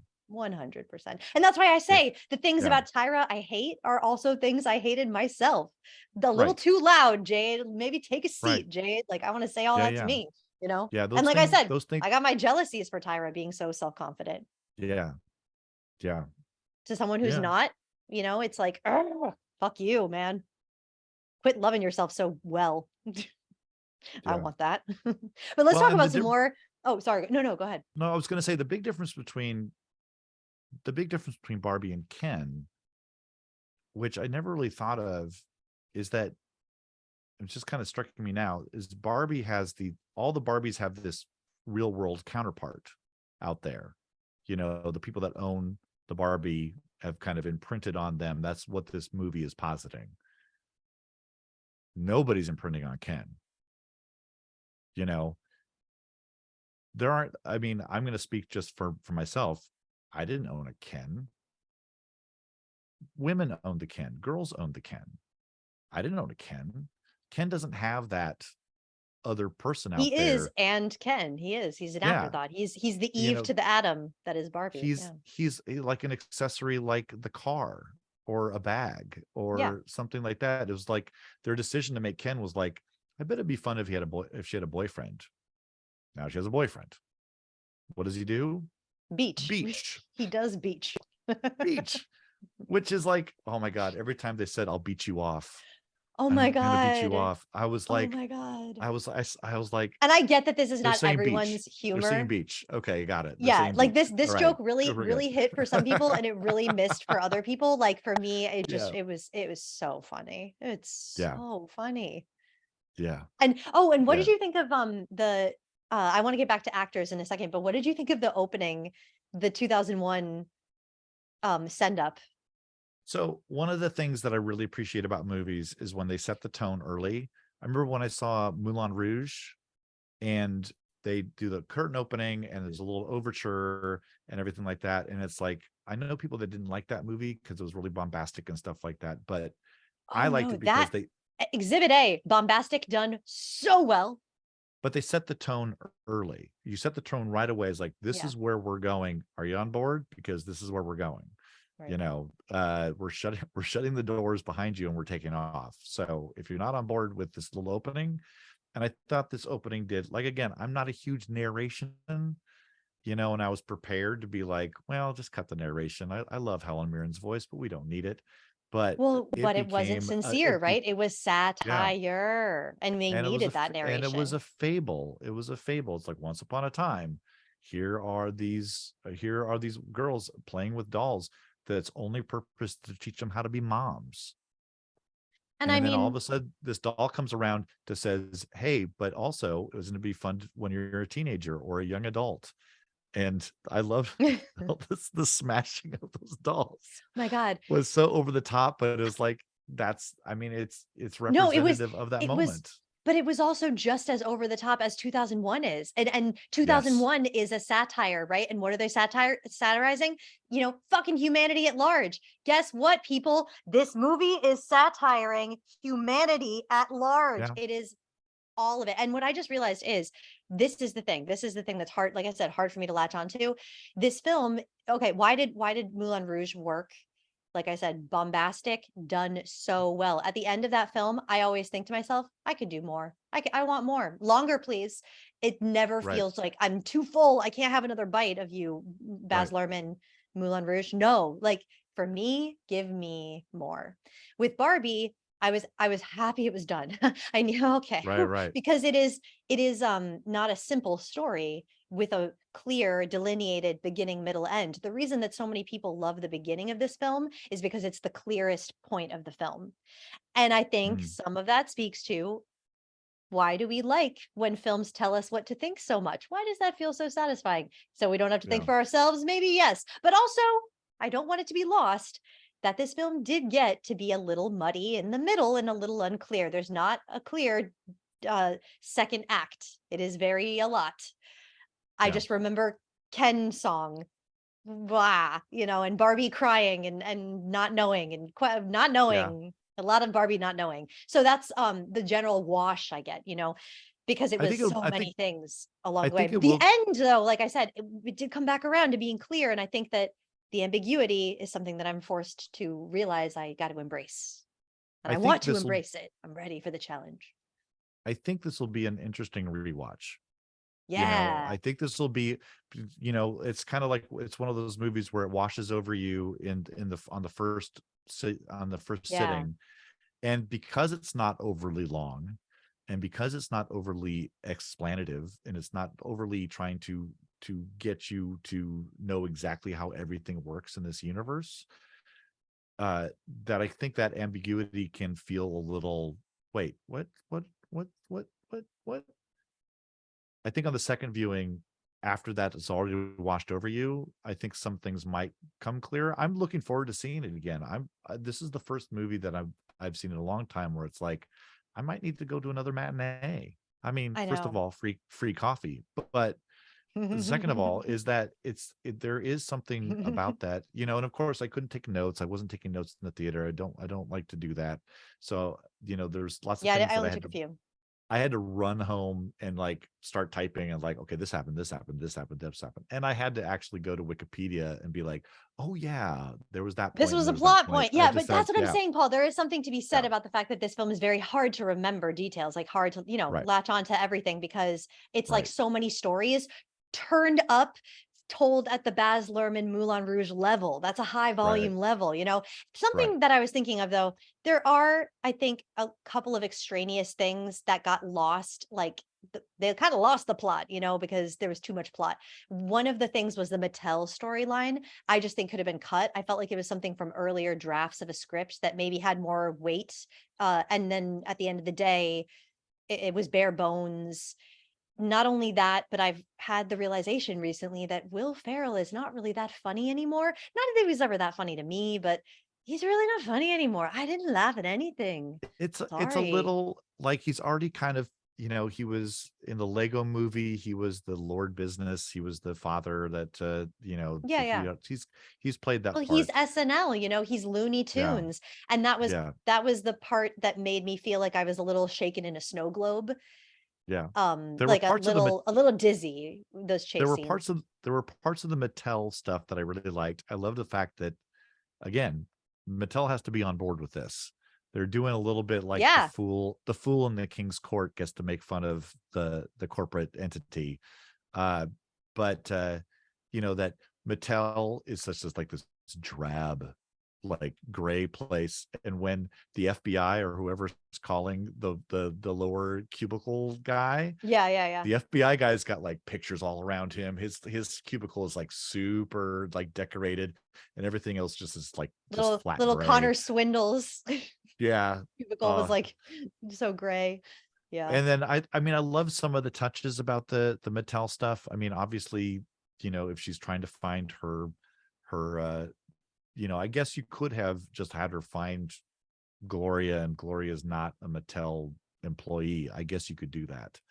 And I didn't really have a problem with that. It's not, No, I mean, I love the little touches, like the conference table shape is a heart, and Yeah, yeah. Oh yeah. Those details. Oh, I can't wait till they release Proust Barbie. I'll take Proustian that was so funny. Barbie. Be like, I'll eat a little Madeline. I'll be like, what reminds me of my childhood. That You was know the what other I thing. think? That was One the other more thing thing about. about Will Go Ferrell ahead. Go before ahead. you move off it. Just don't forget your thought on whatever you were going to All go do right. next. I just kind of had Yeah. the realization that, like, I think it's because it's more of a me thing. Will Ferrell is in there to, like, again though, I don't know. I just feel like this movie is trying to be everything to everyone who could possibly come to see it. And there's like my stepdad would have really thought the Will Ferrell part was great. He would have thought that all those kind of jokes, like the Right. boomers Right. or the Gen Xers, they're gonna, because who grew up with Will Ferrell as a peer, as like a he's my age, they're gonna think that kind of humor is funny. For me, it's like not even the classic nostalgia of it. It's because I don't like Three Stooges either. It's just not my level. It's not my funny, Yeah. It doesn't hit me Yeah. like in I love me some classic humor. I love me some slapstick, some vaudeville. I do. I love it. Yeah. But not the Will Ferrell sort, So I think if I had, if my sense of humor were different, I probably wouldn't have been so like exhausted by Will Ferrell. I would have been along for the ride, I'm very glad that they didn't try to make him villainous. Like he's not trying to. I mean, yes, he wants the Barbie to get back in the. He wants to get the Barbie back in the box to restore order, but he's not like it's not. No, he's not villainous. It's not mustache twirling, Snidely Whiplash. This is a guy who's just trying to get the universe back in balance. Well, and he's there because Mattel is like, hey, I need a life-size me in the film too, okay? Like I'm Mattel and I'm letting you have a lot here, so you got to give me something. And they satisfied Mattel by, okay, you can play Will Ferrell. Will Ferrell will play you. You get that, but Mattel, and I gotta give it to Mattel. They're sending themselves up. They're saying, yeah, guys, in the past we weren't great, were we? We're gonna try to do better. And we all can say, okay, well, believe it when we see it. Like you're still a big corporation. You still contribute to a lot of negative things in society. But like, okay, we'll let you make fun of yourself and we'll laugh. We'll laugh with you, not at you, Mattel. I wasn't bothered by it. I imagine this scenario of Greta Gerwig and Margot Robbie and they're in Mattel headquarters and they're with the CEOs and the people the movers and the shakers, and they're talking about what they want to do, and they want to talk about this and that, and they want to make their points, and they're like, I don't know if this is really the Barbie movie that we want, and we're reading the script, and you really make us seem like dopes. And suddenly there's a knock on the door, and Will Ferrell pops his head in and says, "Oh, hi, I'm sorry to bother you, but I was hired to play you." And he was like, yes, come accepted. Come on in. Yes.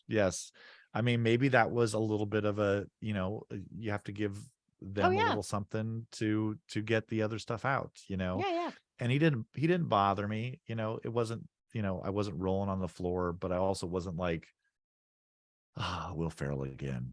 It was just, it was fine. Like I'm saying, the film had a lot of red tape to get through, I'm sure. And that's why I think they didn't do what I was saying and like going further with the arguments, like reuniting the two sides that they had divided with men and women. Like they left things so ambiguous that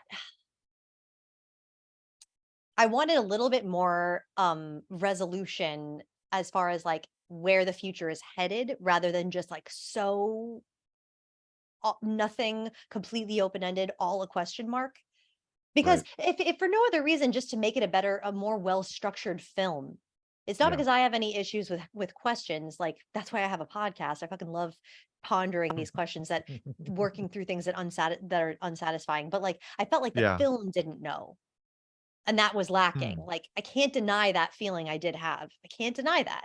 And there were so many moments where I'm like seeing Greta Gerwig's script and I'm like, no, you get it, Greta, you get it. But you weren't allowed to fully get it as much as you want to, because you have to honor like the Mattels and the Hollywood executives, whoever green lights things, I'm not saying Greta Gerwig is perfect, but I could tell that she wanted to do what I'm saying and go further, There's a great story about the movie The Graduate with the Dustin Hoffman, the Mike Nichols film, where you've seen The Graduate. Oh yeah. They're on the bus after disrupting the wedding. They're on the bus. Biggest question mark ending. Yeah. So after the film came out, Mike Nichols and Dustin Hoffman went on these tours, and they would go to college campuses to promote the film, and people would see the film and they'd ask questions. And one of the questions they always asked is, what do you think happened to them afterwards, Benjamin and Elaine? And Mike Nichols would always say, they become their parents. Yeah, I heard that. And people would be like, and later on later on in an interview, he was like, that's why we didn't end that film that way, because you decide. If you really want my answer is they become their parents. But why don't you sit down in the coffee shop and figure out, what do you think happens to them? We're not going to give you all the answers. You have fun imagining what happens to them next. I was just realizing that I had a hair cutting phase. My mama, my Barbie, was a hairdresser. So I always would watch her work, when I was a little girl. And a lot of girls have this hair cutting thing with Barbie dolls. I am just realizing I didn't play with Barbie dolls. I didn't like, always people. I wanted to watch real people act. I wanted to watch a puppet show or do the puppet show, or I wanted to be almost like the director of life-size Barbies, of the human version of all of that. Like that's what interested me. Like I wasn't satisfied with dolls. So what did I do? I hacked off my little sister's hair. She was like my Barbie doll. So I just find it funny that like I take all these childhood things always as a child, I applied them to like real life. I would just go right there. Yeah. I'm like, I'm ready for it. I was gonna say Bombshell is something that I know Kate McKinnon starred in that I didn't see, and I want to. Oh, I haven't seen that. Yeah, I've it not was seen that either. Huge Yeah. thing for her in 2019. That was she was I very loved- front and center on that one. I with love that Charlize Matrix- Theron and Margot Robbie was in that. Oh, well, there you go. That Matrix moment with the shoes. Between the heel and the Birkenstocks Oh my God. is so funny. Everything about Weird Barbie is like, I just love the way that they leaned into that. What does it mean to be a weird Barbie? It means you've been like experimented with, it means that your Right, little right. girl who's imbuing you with her feelings, she's waking up to mature things, and that's why you're weird, so it just Yeah. made such sense that she was like this Yoda When with all her wisdom. when America Ferrara says, I had a weird Barbie, and she's like, yeah, you did. Yeah. yeah, you did. Yeah, She's when like, you I smell like basement. I still in basement, I know. Yeah, but it's like a rite of passage. It's like an honor for a Barbie to be played with too hard. It means Right. like you've been. It's like it's like respecting age and seeing beauty in age or wisdom. Well, Ryan Gosling told the story of how he found his daughter's Ken doll face down in the mud and not being played with, and it was that realization where he like called He's like, Greta "This is Gerwig back and my was like, future." I have to do this. I am your Ken. I have to do this. This is a sign. Yeah. I have to be that Ken. It's just Yeah. I can never fault ever one little minute for our two leads to not, as muddy as I felt like the messages got in this film, open questions, I would say open-ended questions, ambiguity, good, but muddiness is a factor. And if there's anyone who could counteract it, it's the acting from these two. They knew what movie they were making. They knew the part they were playing, like they were sure. And because of that, I was like, I'm with you, man. Do you think they had a meeting? Paul, they may have had a meeting. I think they had a couple meetings and we're all on board. I'm Everybody in this film, smelling meeting. everybody on this film, from Michael Cera to all the different Barbies to all the different Kens, they're all on the same page. And even if the Mattel CEO stuff could have been extraneous, but I think they're still on the same page. And Oh they're yeah, all that's playing what I into mean. this. They were Yeah. in the same world. They were all Yes. and Yeah. that came through to me.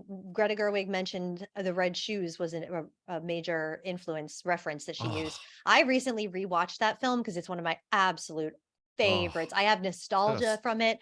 I learned my life lessons like from the red shoe. Like the red shoes is such a part of me. But what I realized Folks out about there, it. just before you say anything else, folks out there, go watch yourself some Powell Pressburger movies. Oh, Do yourself the do yourself a goddamn favor. favor of Oh. watching Powell Pressburger movies. You can leave the sound off if you want to, and just watch they are gorgeous, and the borrowing or the learning that Greta Gerwig has done from that visual style is all Right. over this. That and the guy who did the Umbrellas of Cherbourg, I can never remember Yes. his name. Jacques but Demy. yeah, Yeah, I thank you. recently watched that one again too, and it was so good. Yeah, it's like the visual language is just. But you before we do get to the yourself a visual favor. language, though, the Oh, yeah, reason yeah. I'm bringing this up is because of what you're saying. All the whole cast had a meeting. Every actor knew who they were playing. That is a huge component of, for example, the red shoes. Every in the beginning when everyone is arriving at the theater, all those young students, and they're all like kind of yelling at each other, and they're all like, hey, blah blah blah. There's an energy level that movie has, an intensity that it sets, it dials up. This is what's to expect, like from the very beginning. And the ensemble, even though those characters are so thankless and nameless, the energy is all of a piece. The world is built, and that's what takes an okay movie from a really impactful movie, is if I feel like I'm projecting myself into that world, because that's how clearly delineated the world is. I can feel it, I can smell it, I can touch it, I can taste it. And something Margot Robbie understood in watching those greater films is the importance of that for an audience, is so important. And you got to hire good actors to do it. Well, and to that point, what's going on in Hollywood right now with the strikes. One of the things that SAG is upset about is the idea that you could take a film shot of one actor, pay them for one day, then AI clone that actor all over the place. Okay, we don't have to talk about it, Paul. But how things to me. How awful would this movie have been if they had done that with all the Kens? Which, I mean, that's an interpretation of the dolls, is that they're all the same. If they Willy Wonka and the Chocolate Factory did it with like the munchkins. Yeah. If they did that, it would have lost all meaning at that point, and all the connections that you have to them. They so easily could have gone the Charlie and the Chocolate Factory, the Johnny Depp, that's what I'm talking about. They so easily could have gone that route, but understanding the importance, it's like she heard my cry for someone to make a movie with practical effects, practical props, real props, real things you can touch that have weight and texture. Yeah, it's very important in this world to have so beautiful. All dying the art. It's the accessories. It's all the things. You have to have those things. They can't be computer generated. They need to look fake but tactile. They have to look like you could actually grab them. All the gags about she's pouring milk into the thing, and then there's no milk in there, or she's in the shower and nothing's coming down. That's funny. And if you do it any other way, it's not funny. It sucks the humor right out of it. And in a movie that's trying to get through a lot of different messaging and a lot of different points, the humor is what's going to carry the day, and that style carries the day too. Oh yeah, that's great. What you're meaning when you're saying, like, I think they could have had a meeting about plot. I think that could have been a meeting that they could have had, and more battles could have been won, and less compromises could have been rendered for it to be successful. I think that the muddiness I'm really feeling that is, the more I talk it through, is because of so many compromises that were made. But yeah, as far as you're saying, like the tone that the movie had, it had 100% clear vision that I was so on board for. And let's talk about, the more references from the red shoes. Something that is so beautiful in that film is the painted backdrops. Oh my God. Oh my God. And this, is that just a lost art out there? Not anymore. It's being found. Greta Gerwig is finding it. Thank you, Greta. There's so way she talks about working with people. She's like, real people can make things, guys. Like, people have skills. we could put to use. They got hammers and paint, and and they're amazing athletes that can do things with their bodies. And like, maybe we don't need to body stunt doubles, and like maybe we should use them once in a while. Just the appreciation she has for like her whole team. It was chef's kisses. It was beautiful. Yeah, I agree. Now, she's not ever done a musical before. This was the closest thing Greta Gerwig is. I want to see Greta Gerwig do a whole like a La La Land musical. I want to see it from her, because she filmed these dance sequences. What do you think of the dance sequences? I mean, they're great. I mean, the Just Ken Dream Ballet really stands out, just because the way that transitions from them fighting on the beach in that hilarious, like, you're not Saving Private Ryan, you're saving nothing, but like all that stuff. And then everybody like around them going, it's fine. They don't have guns. They don't have anything. They're just throwing, balls and frisbees at each other. But then that segue into the dance sequence, it's not seamless, but it seems like they hit it at the right spot where it's like, hey, you know what? It's kind of like the Beat It video by Michael Jackson, where it's like they're knife fighting, but then, you know what? We can all just dance it out. Just dance it out. Dance it out. Let's just dance it out. Oh my God. And then they're holding hands, and they're like, they're dancing it out. They're figuring out their stuff by dancing. And I just and meanwhile, Ryan Gosling is singing, y'all. I forgot that he was like a child star. Like he's totally like a theater kid. He's a Mouseketeer. I totally forgot. Like he's so talented. Just his singing. Like I have been listening to that song, I'm Just Ken. I have been listening to it. Please put a little clip of it in. I will. I have been listening to it like on repeat because the lyrics are hilarious and really further the story. I remember really being satisfied with that aspect of it when I was watching it in the theater, thinking to myself, I'm so glad this is like in a song and not in a scene. It's just giving me, this other texture of another flavor in the delicious meal. It really was a delicious meal. And that flavor of Ken's song was one of my favorite flavors. It was probably my second favorite thing next to Margot Robbie's Katharine Hepburn breakdown moment. That's just top. It was like, it's just so talented. There was another musical moment that I really liked, and it's the first song, the song Pink, the Lizzo song comes in at the beginning. It's kind of narrating her day, and then after she's with the thoughts of death and the flat feet and all that, the song is the same, but the narration is totally changed. I was looking for the lyrics, and they haven't printed out the second verse yet out there. Yeah. But I was dying laughing, because it's like, if you're going to put in like this background song, why not make it about what's happening? Again, this is a fable. This should all be connected. Everything should be connected. And they, Barbie Land, I think the muddling certainly comes more in the real world than it does in the Barbie Land. It all happened when we got to the real world. Yeah, the Barbie Land, and maybe that's also the point, that the real world is muddled and Barbie Land is straightforward. Who knows? Mm-hmm. But her vision of Barbie Land is so coherent for a fantasy world. It just like, how there's no doors on anything, there's no walls on anything. It's not until they bring back Kendom that all of a sudden there's doors on things, and they're putting things behind walls and stuff like that. But there's no shame, everything's open, and because it's a Toyland. If there was ever a moment where I questioned, well, how does that work? I was quickly like, forget that, more fun. Just like any questions that I was brought up as to logic or anything, just keep it moving. Not what we're here for, like we got bigger fish to fry.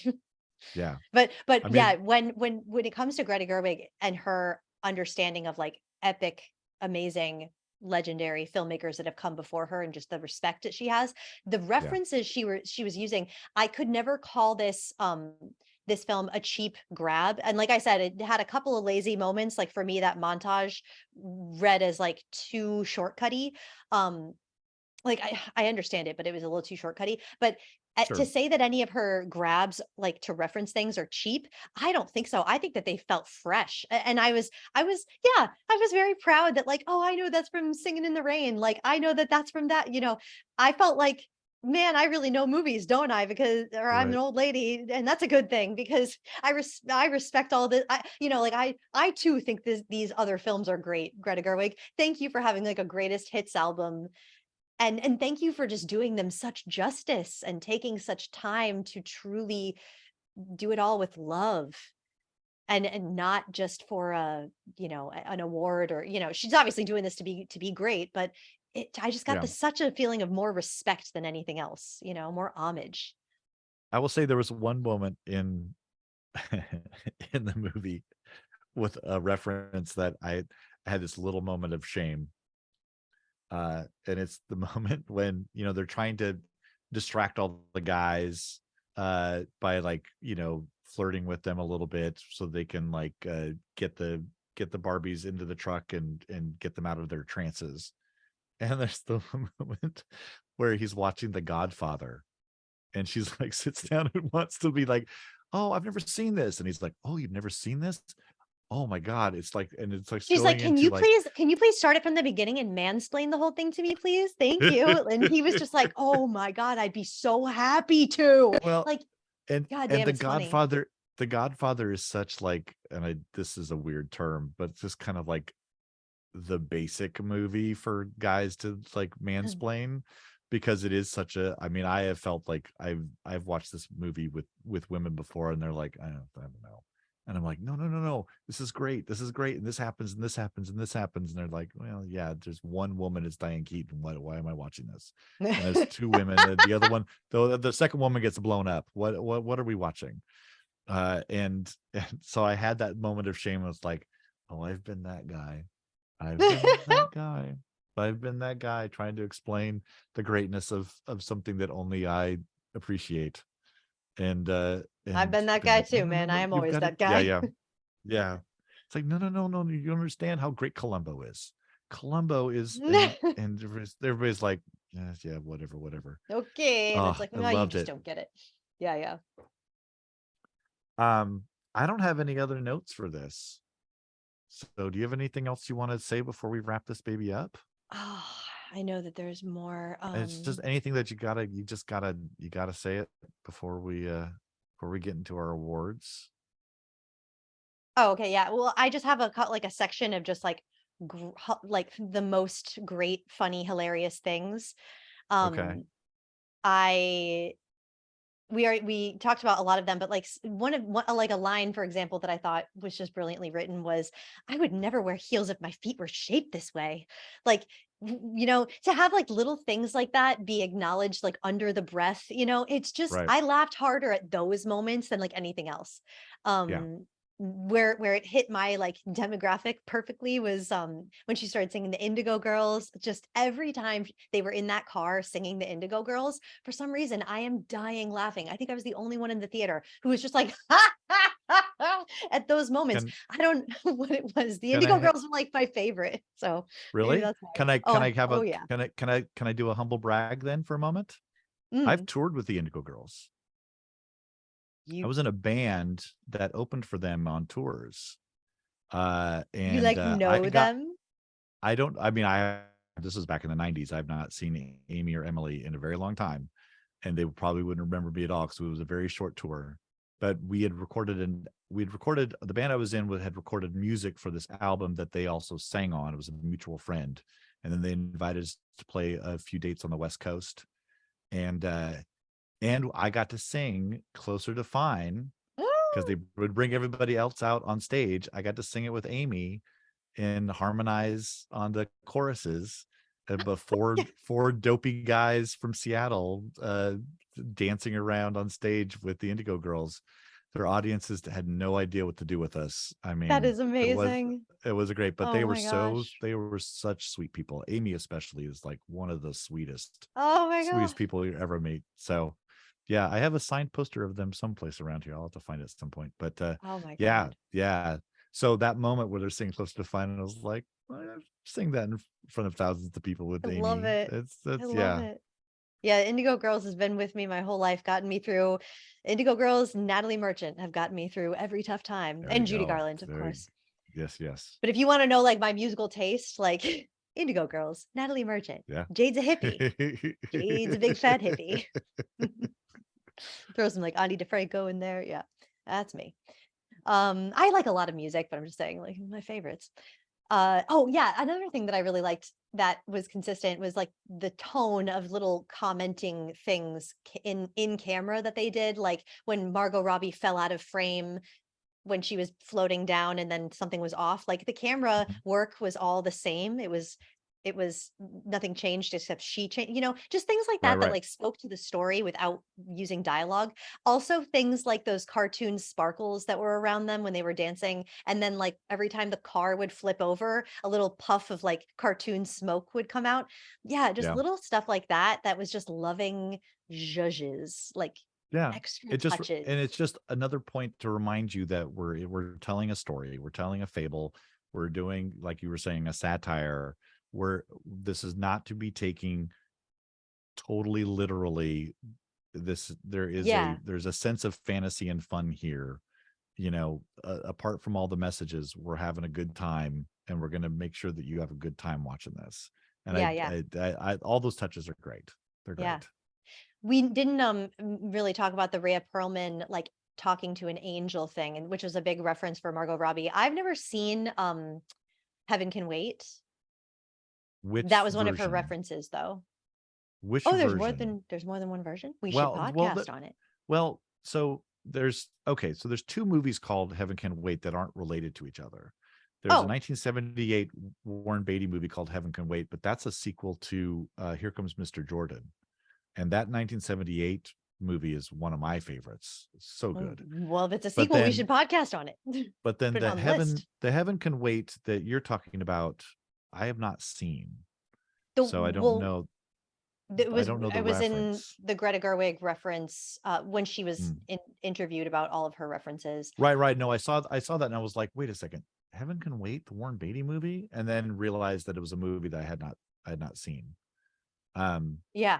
So I know that there's conversations with an angel in it, kind of how I just think that I don't know. What did you think about the way Rhea Perlman was used? It's funny that Rhea Perlman's having kind of a renaissance. She is the big bad, and she's going to be the big bad in the next season of Poker Face. Yeah. And it was nice to see her, and I loved, again, they broke fourth walls in this movie very smartly, where she was talking about like her tax evasion problems, and she's like, but that's another movie.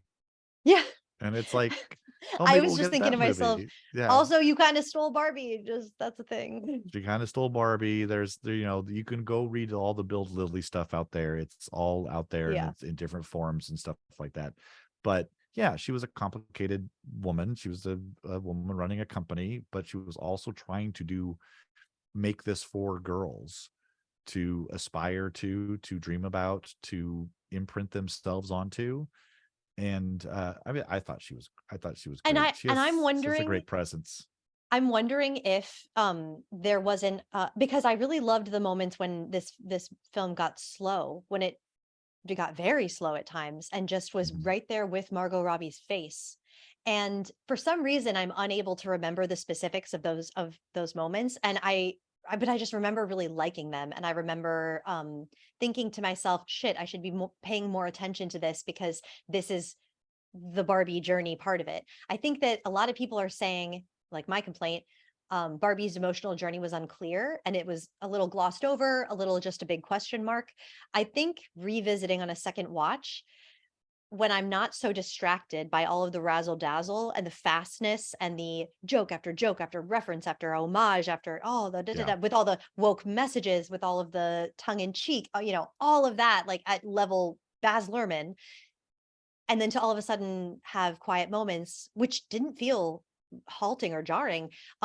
I think on first watch, it was like too much for my brain to process or something. And I might've been overwhelmed. Also, I was kind of trying to take notes and stuff. So I might've been like not focused enough on those moments, but I would dare to say that I remember Rhea Perlman doing a great job, and I remember Margot Robbie, and their chemistry was really great. I think on a rewatch, I might find that my answers are in those moments. Oh, that's interesting. That's interesting. Because my only sadness about this film is that everyone is walking away saying, oh, Ryan Gosling, what a performance, what an actor. And I'm just thinking to myself, no one is going to appreciate Margot Robbie. Not that people aren't appreciating her, but no one is going to give her the appreciation that she deserves because of the role that was written for her, because of the role that was given. It wasn't written to be as beloved as Ken was written to be. Ken is so much easier to say that's my favorite character than it is to say Barbie is my favorite character, because Barbie is scary to say that's me. God damn, every time I start to, because I relate I related really hard to Barbie, and it scares me that I related to her as hard as I did. Yeah, it's making me uncomfortable, man.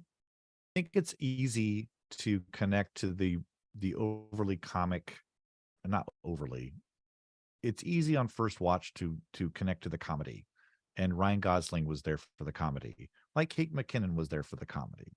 You know, they're But Ryan playing Gosling very had this comic. lovable, Oh, absolutely, you know. absolutely. It's not all comedy, but they're for the most of the movie. It is almost, it's not comic relief, but his journey is funnier to us because he's not looking for answers to his mortality or what his life means. He's just trying to figure out, how do I get closer to Barbie? How do I make her like me, and how do I make her want to be with me, even though I don't know what that means, but all I know is that that's why I'm here. That's my purpose, is to be next to Barbie. And it's Barbie to grapple with, no, Ken, I'm not the thing. It's you Right. you need to find, you know? And for Yeah. for Barbie to have that job, to say that is so, it's a lot of burden put on her shoulders. And it's so stupid to Yeah. say, like, Margot Robbie had it so hard. Playing Barbie is so hard. Like, and for me to say, oh, I relate to Barbie. Oh, the struggles. Like, I can't, it's very difficult for me to acknowledge that I have any struggles in life because I'm white and I'm pretty. I am. Fuck me, you know? And goddamn, if my life isn't fucking hard, guys. It's like, I can't even say it with a straight face because it sounds absurd. Fuck you, pretty white bitch. Fuck you, you know? Fuck you, Barbie. By the Like, way, everybody's life is hard. Everybody's life is hard. There's nobody who has it easy. I don't care if you're pretty or not, if you're white or not, if you're whatever. Everybody's life is difficult in different ways. And we struggle, and you know, the struggles that we have are exponential to us. And the other person might go, well, what are you worried about? You don't have any struggles. You're white and pretty. And it's like, but there's still struggles. You know, the thing about being me, you know, white and male and straight, is that I don't get hassled, you know, but I still have struggles, you know, that it doesn't end just because I can walk down the street and someone's not going to catcall me. Although would be or nice arrest you just for, you know, or if we're just existing. existing. Yeah. Exactly. That's not going to happen. In the wrong place you at the know? wrong time or something. Yeah. If I get pulled over for speeding, no, I'm going to live through the day. You know, But yes, and, yes. But thank you, Paul. You're always there to remind that's logic. something that I have, you know, that I have to be appreciative of that and realize, you know, this is the whole thing of white privilege. It's not an insult. You know, people who hear white privilege and they're like, I'm privileged, I work very hard. And it's like, that's not the point. That's not the point. White privilege just means that congratulations, you just happen to be in the dominant race in this country. Maybe make it easier for everybody else. Maybe do things that make it easier for everybody else. And why not? And what does it hurt? What is it taking away from you to do that? Nothing. To do something nice for somebody else takes away nothing from you. Actually adds something to you to do something nice for somebody else. And you know what's really, you know what's kind of funny is that, like, just Barbie, like, as a person, as a philosophy, is, and what you're saying is to take your privilege and to say and use it for like good, you know, and like, okay, with all of this privilege that I have, don't just, you know, sit back on it and say like, yeah, isn't my life great? Yeah, I'm not hurting anybody, but you know, do what you can to give a helping hand, you know. And when it comes to like a pretty white woman, my mama is gorgeous. She's just aging like the finest of wine, you know. Hi, Barbie. And anyone will tell you that. And I've watched my whole life women not want to love her at first, and having a really hard time struggling with the fact that, like, damn, she's just so lovable. God damn, she's pretty and nice. God, I think I kind of like her, but fuck you, Barbie, you know, like that. And that's my mama. And she taught me to be that way too. I always want to, I'm a hippie. I'm a flower child. Just love, love, love. Like, I am so, that's truly the reason I think I relate to Barbie. It's just because she's just as good as she appears. Like, and am I a total bitch? Sure, I have my moments, but like always at the end of the day, let's try to see it from the other guy's side. Maybe we can not be so mean there. You know, like, I'm a little hot and like, I'm going to get over it and I'm going to come back to you and go, can we talk? Like I'm just such a mush. So I think, yeah, like just I'm hearing you talk now is just kind of reminding me like, okay, I do okay. At least I'm not a meanie. At least there's that. Yeah. Yeah. I am quite nice. You're putting out positive energy in the world. And sometimes that's enough. Sometimes, the world is, the world's difficult enough. It's going to throw things at you. And part of this movie is realizing that, you move forward and you find your solutions and you find that you are enough and just Enough. being you being you and not trying to impose some sort of artificial anything on anybody. Being enough is enough. It's a very nice message. It really is. Yeah, and people might feel unsatisfied at the end. It's like, oh, he's just wearing a sweatshirt that says I am Knuff. It's like, that's a big step for him, because before he was like, what am I without Barbie? It's like, well, you're Ken. And see, that's the kind of shorthand that doesn't bother me. The literal, slapping it on his sweatshirt. People are complaining about it. I am like that. See, that's where it's smart. It's just simple. Yeah. And like you're saying, you're taking it to really sincere. This is a big step for him, guys. Like, think about you, people out there, Jade, think about you, who don't have way too many moments, way too often where you don't think you're enough. Yeah. Would you be honestly wearing that sweatshirt? Am I going to don the sweatshirt? Am I going to buy it? When it comes available on eBay, am I going to try to find it for a bargain basement price and actually wear it? I think I want to. I think I'm up for the challenge because, because actually it's kind of like a scary thing to like actually think of putting on a sweatshirt that says I am Knuff. And showing the world, I believe this, guys. I believe it. Like, and I'm going to be loud and proud. How dare I, Do I dare? Yeah, I think you do. I will say this. Knuff is great. But how about Kennaissance? There you go, Kennaissance. Or Kendom. I mean, Kendom was great. The treasure trove that is I love me a pun. I love it. I love me a dad joke. And I love the fact that they're already starting to manufacture the Mojo Dojo Casa houses for play sets. Oh, really? Now. Oh, Yeah. Look, capitalism is real, and of course Mattel wants to sell toys.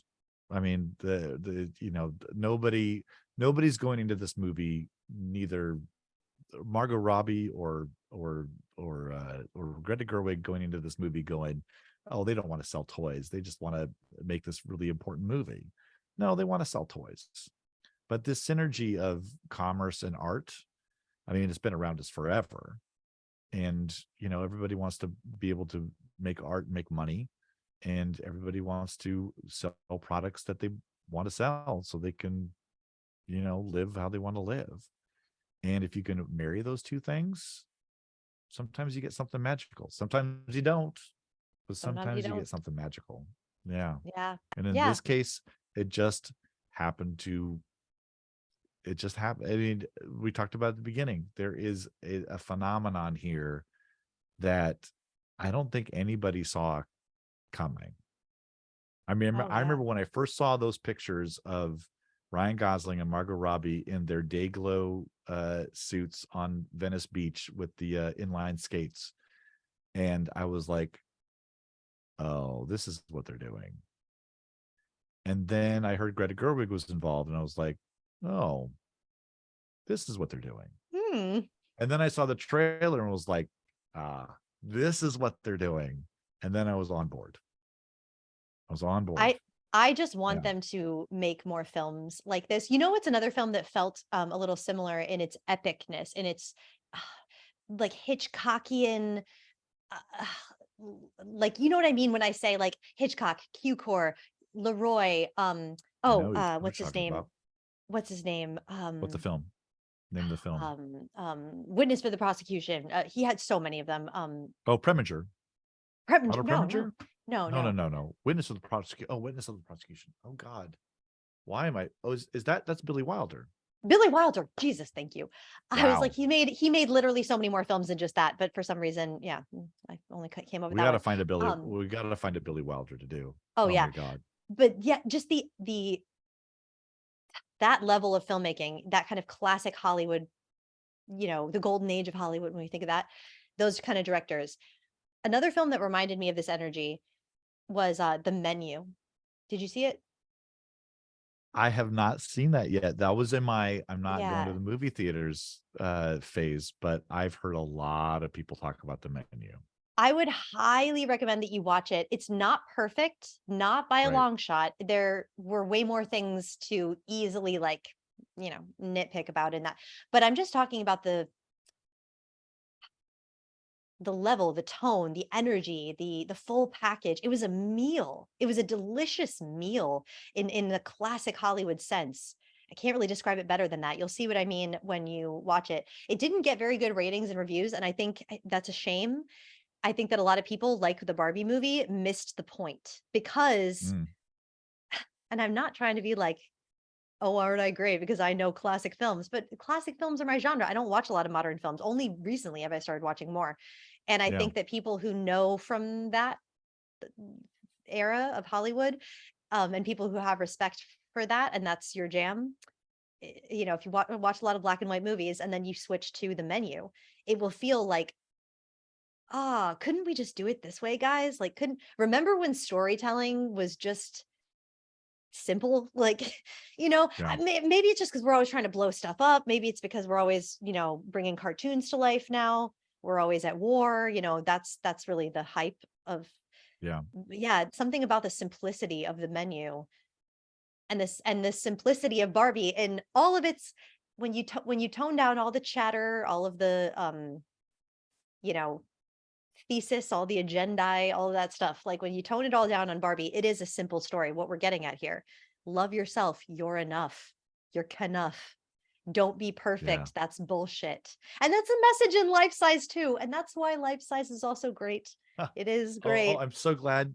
I feel like that is the wrap up line for this. That has because I don't think we can end on anything else but that, except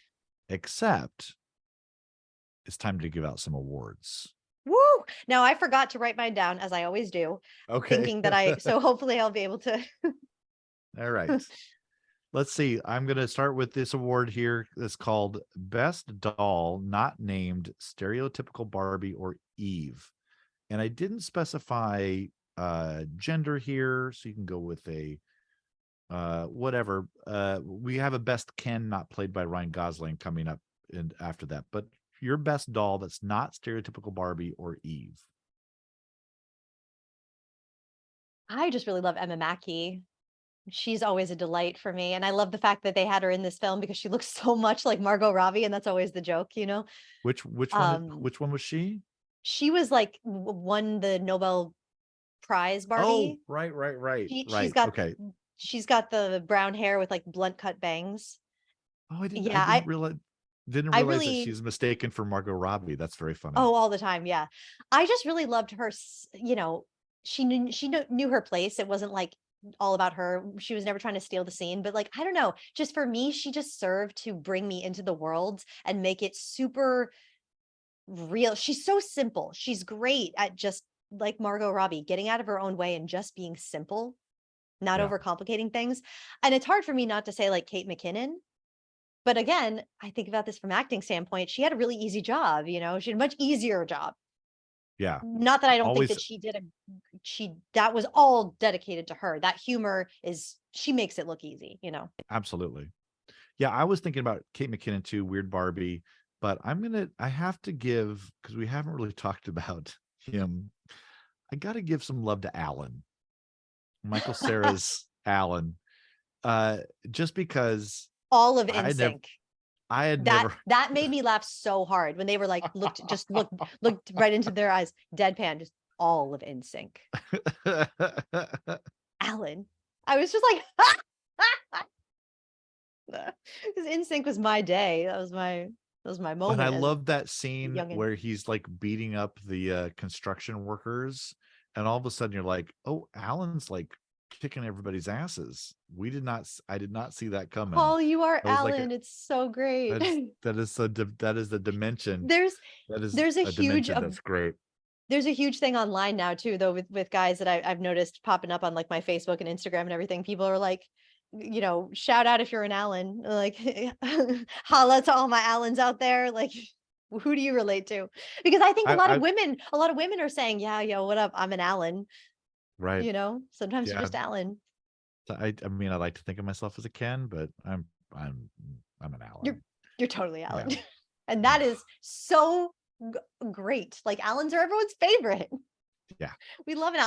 I wasn't even thinking about Alan when I answered my question. So actually, yeah, no, did I like Alan way more than anyone else? Yeah, he's my pick too. He's got to be. If I'm talking Barbies though, Emma Mackey, like I said, simple. She gets it. Gotta respect that acting technique. Yeah. I also think I have love for her from previous things I've seen her in. So there's that. Okay.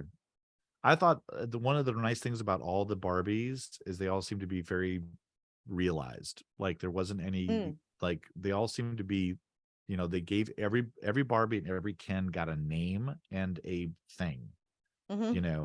You've got your President Barbie, you got your tourist Ken, you've got they made sure that there wasn't just like Barbie 1, Barbie 2, Barbie 3, Barbie 4. They really went the extra mile to be like, you're not just because you're representing a girl out there in the real world, you have to be something more than just Barbie. You got to be something more. Right on. Best said. Ken not played by Ryan Gosling. I believe his name is Kingsley Ben-Adir. Yes. He just cracked me up every time. Again, subtlety. I know that a lot of people would think, oh yeah, Simu Liu, because he was so front and center. But like what's funny? When I thought about like what did I like about this film, and I was washing dishes and I just thought about it. His face kept coming up, and I'm like, man, every time his face was on screen, I was just like, nah. I don't know why he didn't hit with me. He's kind of set up like he's some sort of villainous rival, which is sort of odd because rival for what? Rival for this? That's the question, though, right? Barbie, or just rival in general? It was very interesting. See what I mean? Muddy. Yeah, the Ken part got the most muddy. Yeah. Saved by a great musical number, but muddy nonetheless. And he was not helpful. Actually, no, I think it's to do with his acting. Truly, he was the only one that felt unspecific. He's supposed to be a big actor tourist thing. Ken, so I don't know what that couldn't have told you that means. Yeah, I have to go. What was Kingsley Ben-Adir? Oh, I didn't write it down. I didn't write it down. What his thing was? Yeah, I don't think they ever said. Yeah, but it's all in the cast list. They didn't say tourist Ken either, but it's all on the cast list of like every single one. So I'm sure that they were like, this is what you are. So just make sure that that, when you're doing your acting stuff, just, make sure that you just keep it in mind. I had to go because I love him so much. Rob Brydon as Sugar Daddy Ken, because I forgot. I forgot about Sugar Daddy Ken. And if you have not seen The Trip with Rob Brydon and Steve Coogan, just driving through, various places in Europe and having like these dinners and having like these great conversations, but also doing like the best Michael Caine impressions you'll ever hear. I love it. It's just a whole movie of that. And Rob Brydon is just so funny. And I'd forgotten I remembered that the magic earring or earring magic Ken, that was a big deal when earring that came magic out. Ken. But I forgot about the Sugar Daddy Ken, that he had a dog named Sugar. Yeah. But it's like, come on, guys. Can't you name him? Elizabeth Taylor had a dog named Sugar, a little white fluffy dog named Sugar. Sure. That's always what it reminded me of. Sure. She could have been Sugar Mama Barbie. That would have been, Elizabeth Taylor being my Sugar Mama. I would have taken that. Yes, please, God, Paul. We have the same taste. I love it. All that. I'll just give me those violet eyes for about. Oh, my mama has violet eyes. Hi, Barbie. Hi, Barbie. This is Alan speaking. All right. Your best toy executive. Do you have a favorite in there? Oh, Connor Swindles. I mean, he's not an executive, but no, but I'll take it. He was in. He was that. in with Emma Mackey. He was in Sex Education, and I think that I had just like a soft spot. I haven't It's watched not. that. I would say watch the first season. Watch the first couple of episodes if you want to watch. You know, I didn't finish the series. It fell off for me because of the writing, not at all because of the acting. But yeah, that's where I fell in love with Emma Mackey and Connor Swindles. The first season, they were really great in Sex Education. You know, Sex Education is not going to be for everybody, but I can't fault it because it's like this film. It is so fucking bold and brave. Oh, cool. It's brave enough to be off-putting, to risk turning people away. And that is just, you got to applaud it when people are taking risks because it's so rarely done these days.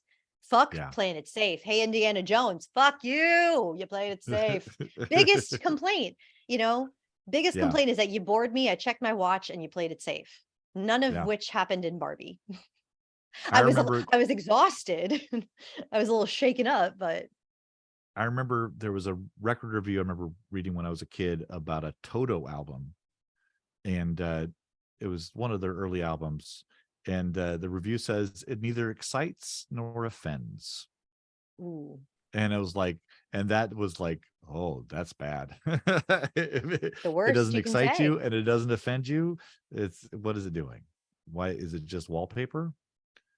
My best toy executive, David Shea as Devin in Life Size 2. He is bad guy. He's the the good guy, the gay guy who at the very beginning, and this is probably straight Paul coming out, I thought he had a thing for Grace when they're in the first meeting and she's like kind of checked out and he's trying to like, you know, say, we shouldn't discontinue the Eve doll. And he's kind of speaking up and he's looking at her like, oh, I'm, you know, maybe like he's going to be the boy that she like hooks up with. And then bearded guy comes in and it's like, oh no, he's blonde the beardy guy. And, Ken rolls in. Rugged Ken. Yeah. That's what he would be. But then Lumberjack like, Ken. And I was like, well, then who's that guy? And it's like, oh, that's Butler's boyfriend. Got it. Love it. And it was like, oh, more I'm of that. done. Yeah. I wanted more of that. Yeah. Because I thought he also had this he had a really sweet moment where he was like, she can do this job. Don't fire her. I believe in her. I was like, oh, I know. Yeah. He was giving it 100. I really liked it. Best song, either movie.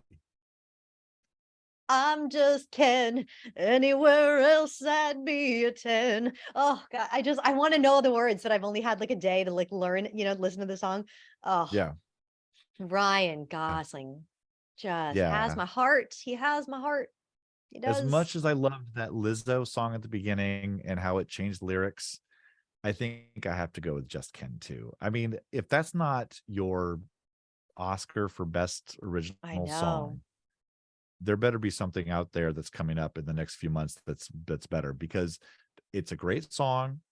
Melodically, it's not trite, but it's also very cliche, and it furthers the plot of these characters. That's what I'm saying. Which is so great. It's like it's very smart. It's very smart writing. And I think even though it was, I think, originally presented as a joke, they saw the joke and was like, in that joke, there's some truth. In that joke, we're saying something that we can use and that we need to use to get these Kens to the next plateau of their development.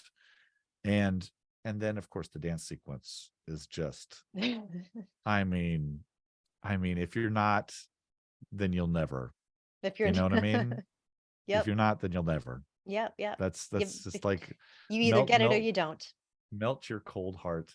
And by the way, my next thing was best dance sequence, and it's the same. It's the Dream Ballet. It's the same. It's got to be the same. I mean, although Tyra Banks is just rolling over in her deliciously cushy, plushy bed somewhere. Why don't you just? Because I don't know. Oops. I don't know who wrote the Be a Star, that original jingle, but I do know that Tyra Banks wrote the second rap song. She wrote it, and she is so proud. She has performed it on so many radio shows, talk shows. Has she really? For a Oh my mere God. nickel, for a mere nickel in the hat, Tyra will be more than happy to bust out that rap for you. She's like, anyone want to hear my rap? Hey guys, I wrote a rap. Want to hear it? Like, she's that little kid, you know? She's so proud of it. Oh, Did you notice that there's a rap star in that movie? Did you notice the rap star in that movie? What, in Life Size 2? Life Size 2? Lil Yachty. Lil Yachty's the beatboxer outside the that's Lil Yachty. Yeah, he's friends with she's talked about him. That's I was like, Lil Yachty? What year is this? It was very jarring. And that's why she says that one stupid line. She's like, cruising down the ocean in my yachty yachty. Now I get it. Now I get it. Oh, I didn't get it. I don't know from this I didn't want it. I didn't want it. Paul's like, I got it, and I tried to return it. Yeah, that was of all the cringy things in that movie, that was the cringiest. That was a rough one. It was so cringy. Oh, Tyra, we love you, Tyra. Though it's so funny how I'm actually just getting more affectionate for Tyra as I talk about how much she bothers me. She does bring a smile to my face. Like, thank you for embarrassing yourself for me, so I don't have to. Thank you. You make me feel so good. It's Truly. like the person it's that, brave. It's brave as that's fuck. walking. It's like the person walking in front of you on the sidewalk, and you see them step in the puddle, and you're like, "Well, I can walk around that now. Thank you very much." Yeah. Thank or someone you just for leading the way. Yeah, Trailblazing. who slips ahead of you, and they're like, "Watch out for that spot." And it's like, "Thank you." I'm so glad that you just made yourself look stupid. Yeah, I can appreciate it. It's time for MVP. Who's your MVP? Oh, because I didn't write it down beforehand. My first instinct is just to say Margot Robbie, because without her, there would be no film, and also she's just it. For me, she had the hardest job. She's not going to get the appreciation she deserves ever, just by nature of the role being what it is. And she's okay with it. And I love her for just being like, it's okay, guys. I just wanted to play Barbie, really. I just had a song to sing. We are on the same page. I mean, she brought this, people need to know that she brought this movie to life. That without Margot Robbie, who knows what kind of Barbie, because we were going to get a Barbie movie. That was going to happen. Mattel's been trying to make this Barbie movie for a decade. Right. Who knows what we would have gotten if it was Amy Schumer or if it was Anne Hathaway. Maybe that would have been great. I would actively avoid this movie if Amy Schumer was Barbie. I just cannot stand her. I mean, I'm sorry. I don't mean to be bitchy, but that's what the example of not my humor is Amy Schumer. I just don't find her funny at all. Who knows what we would have gotten if that had happened, but Margot Robbie took this puppy on her shoulders and she brought in Greta. She brought in Greta, and she, I think she set up a lot of protection for her and Noah Baumbach to kind of do their thing, and getting that blank check next time. Getting that blank check, she's gonna get it because this movie is making money, and I'm not mad at it. I'm not mad at it. Like I said, these kinds of movies, like The Menu, people didn't get it.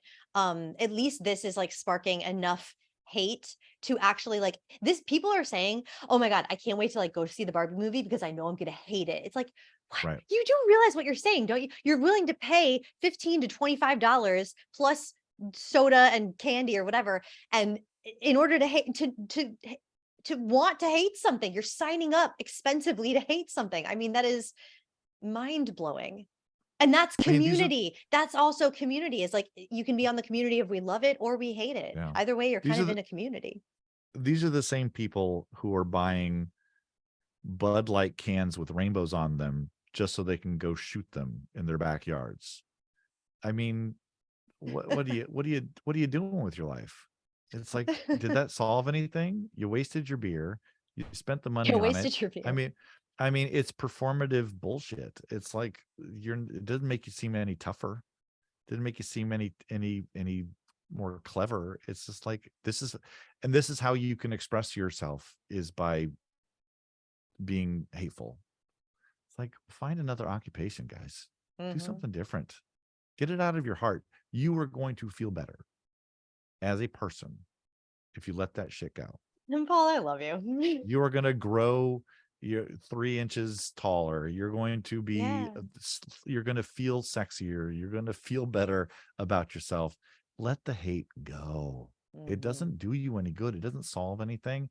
The energy that you send out there, it sucks. Stop. Well, I think it's way more fun to, when you encounter something that you don't like or you don't prefer, you don't understand, just like, instead of walking away from it, burying it, ignoring it, hiding from it, or hating on it, maybe just like get interested in it. And if it's bringing up stuff, like the opposite of love is not hate, it's indifference, you know. So if you hate something, there's a part of you that wants to love it. I like that. And that's where the hate's coming from, because you're like, I want to love this thing. I want it to love me. Hate. You know, it's the struggle. So when you get interested in the struggle, you know, a lot of times the struggle becomes smaller, or it just goes away.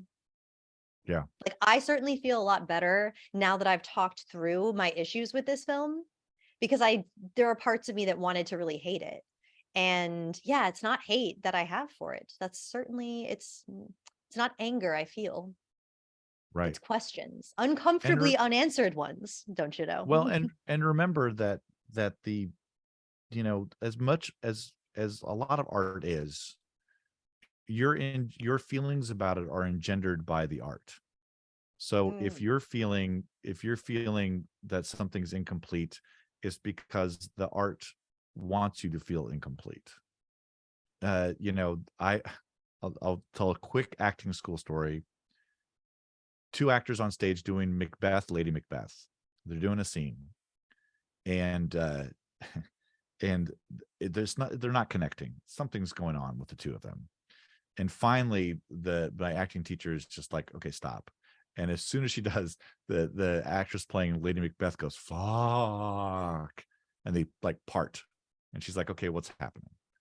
And she's like, I want him to react to me. He's not reacting to me at all. I want him to move faster. I want him to get into the scene. And she tells the other guys, like, well, what's going on with you? And she's like, she keeps pushing me to do things that I don't want to do. I don't want to go this way in this scene. And she's like, well, you know, that's Macbeth. That's the scene from Macbeth that you're talking about. You guys are feeling the scene from Macbeth. So just act it. Just say the lines. You're feeling it already. Just say it. Art does that to you. It hits you on that level. You don't know that it's happening, but it hits you on that level. I just cried reading one line from a monologue. It can hit you on that level, and let the ambiguity hit you. Let all that stuff hit you. You will be rewarded in the end if you do. Yeah. Yeah, my only worry is that people who aren't already of the mindset will not see the film, because that's, you know, it's a little preaching to the choir. The majority of people who go to see the film will already be on the side of what is right, what is good, and what is loving. But ain't it good to know that it's breaking box office records? Because that means those people that will go see that and want to see that message outnumber the others. Well, and you know what's funny? Is good. Like, I'm a lover, not a fighter. You know what I'm saying? I very much relate to Barbie, as we all know. And the fact that I went to see this, you know, and I just had something reinforced within me, a self-love, a understanding, an empathy for my own fucking self.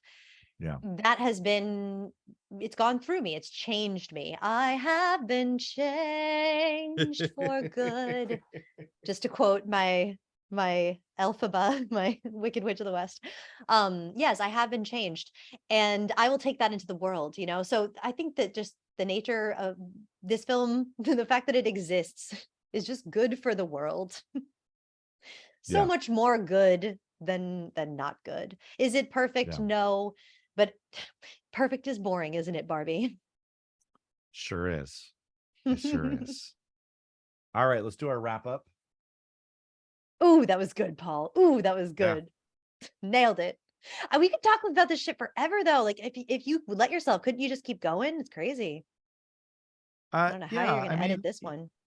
Yeah, well, it's actually not our longest so far. I mean, and we're we gonna cut a spent lot of 6 life size. Yeah. I'll make it work.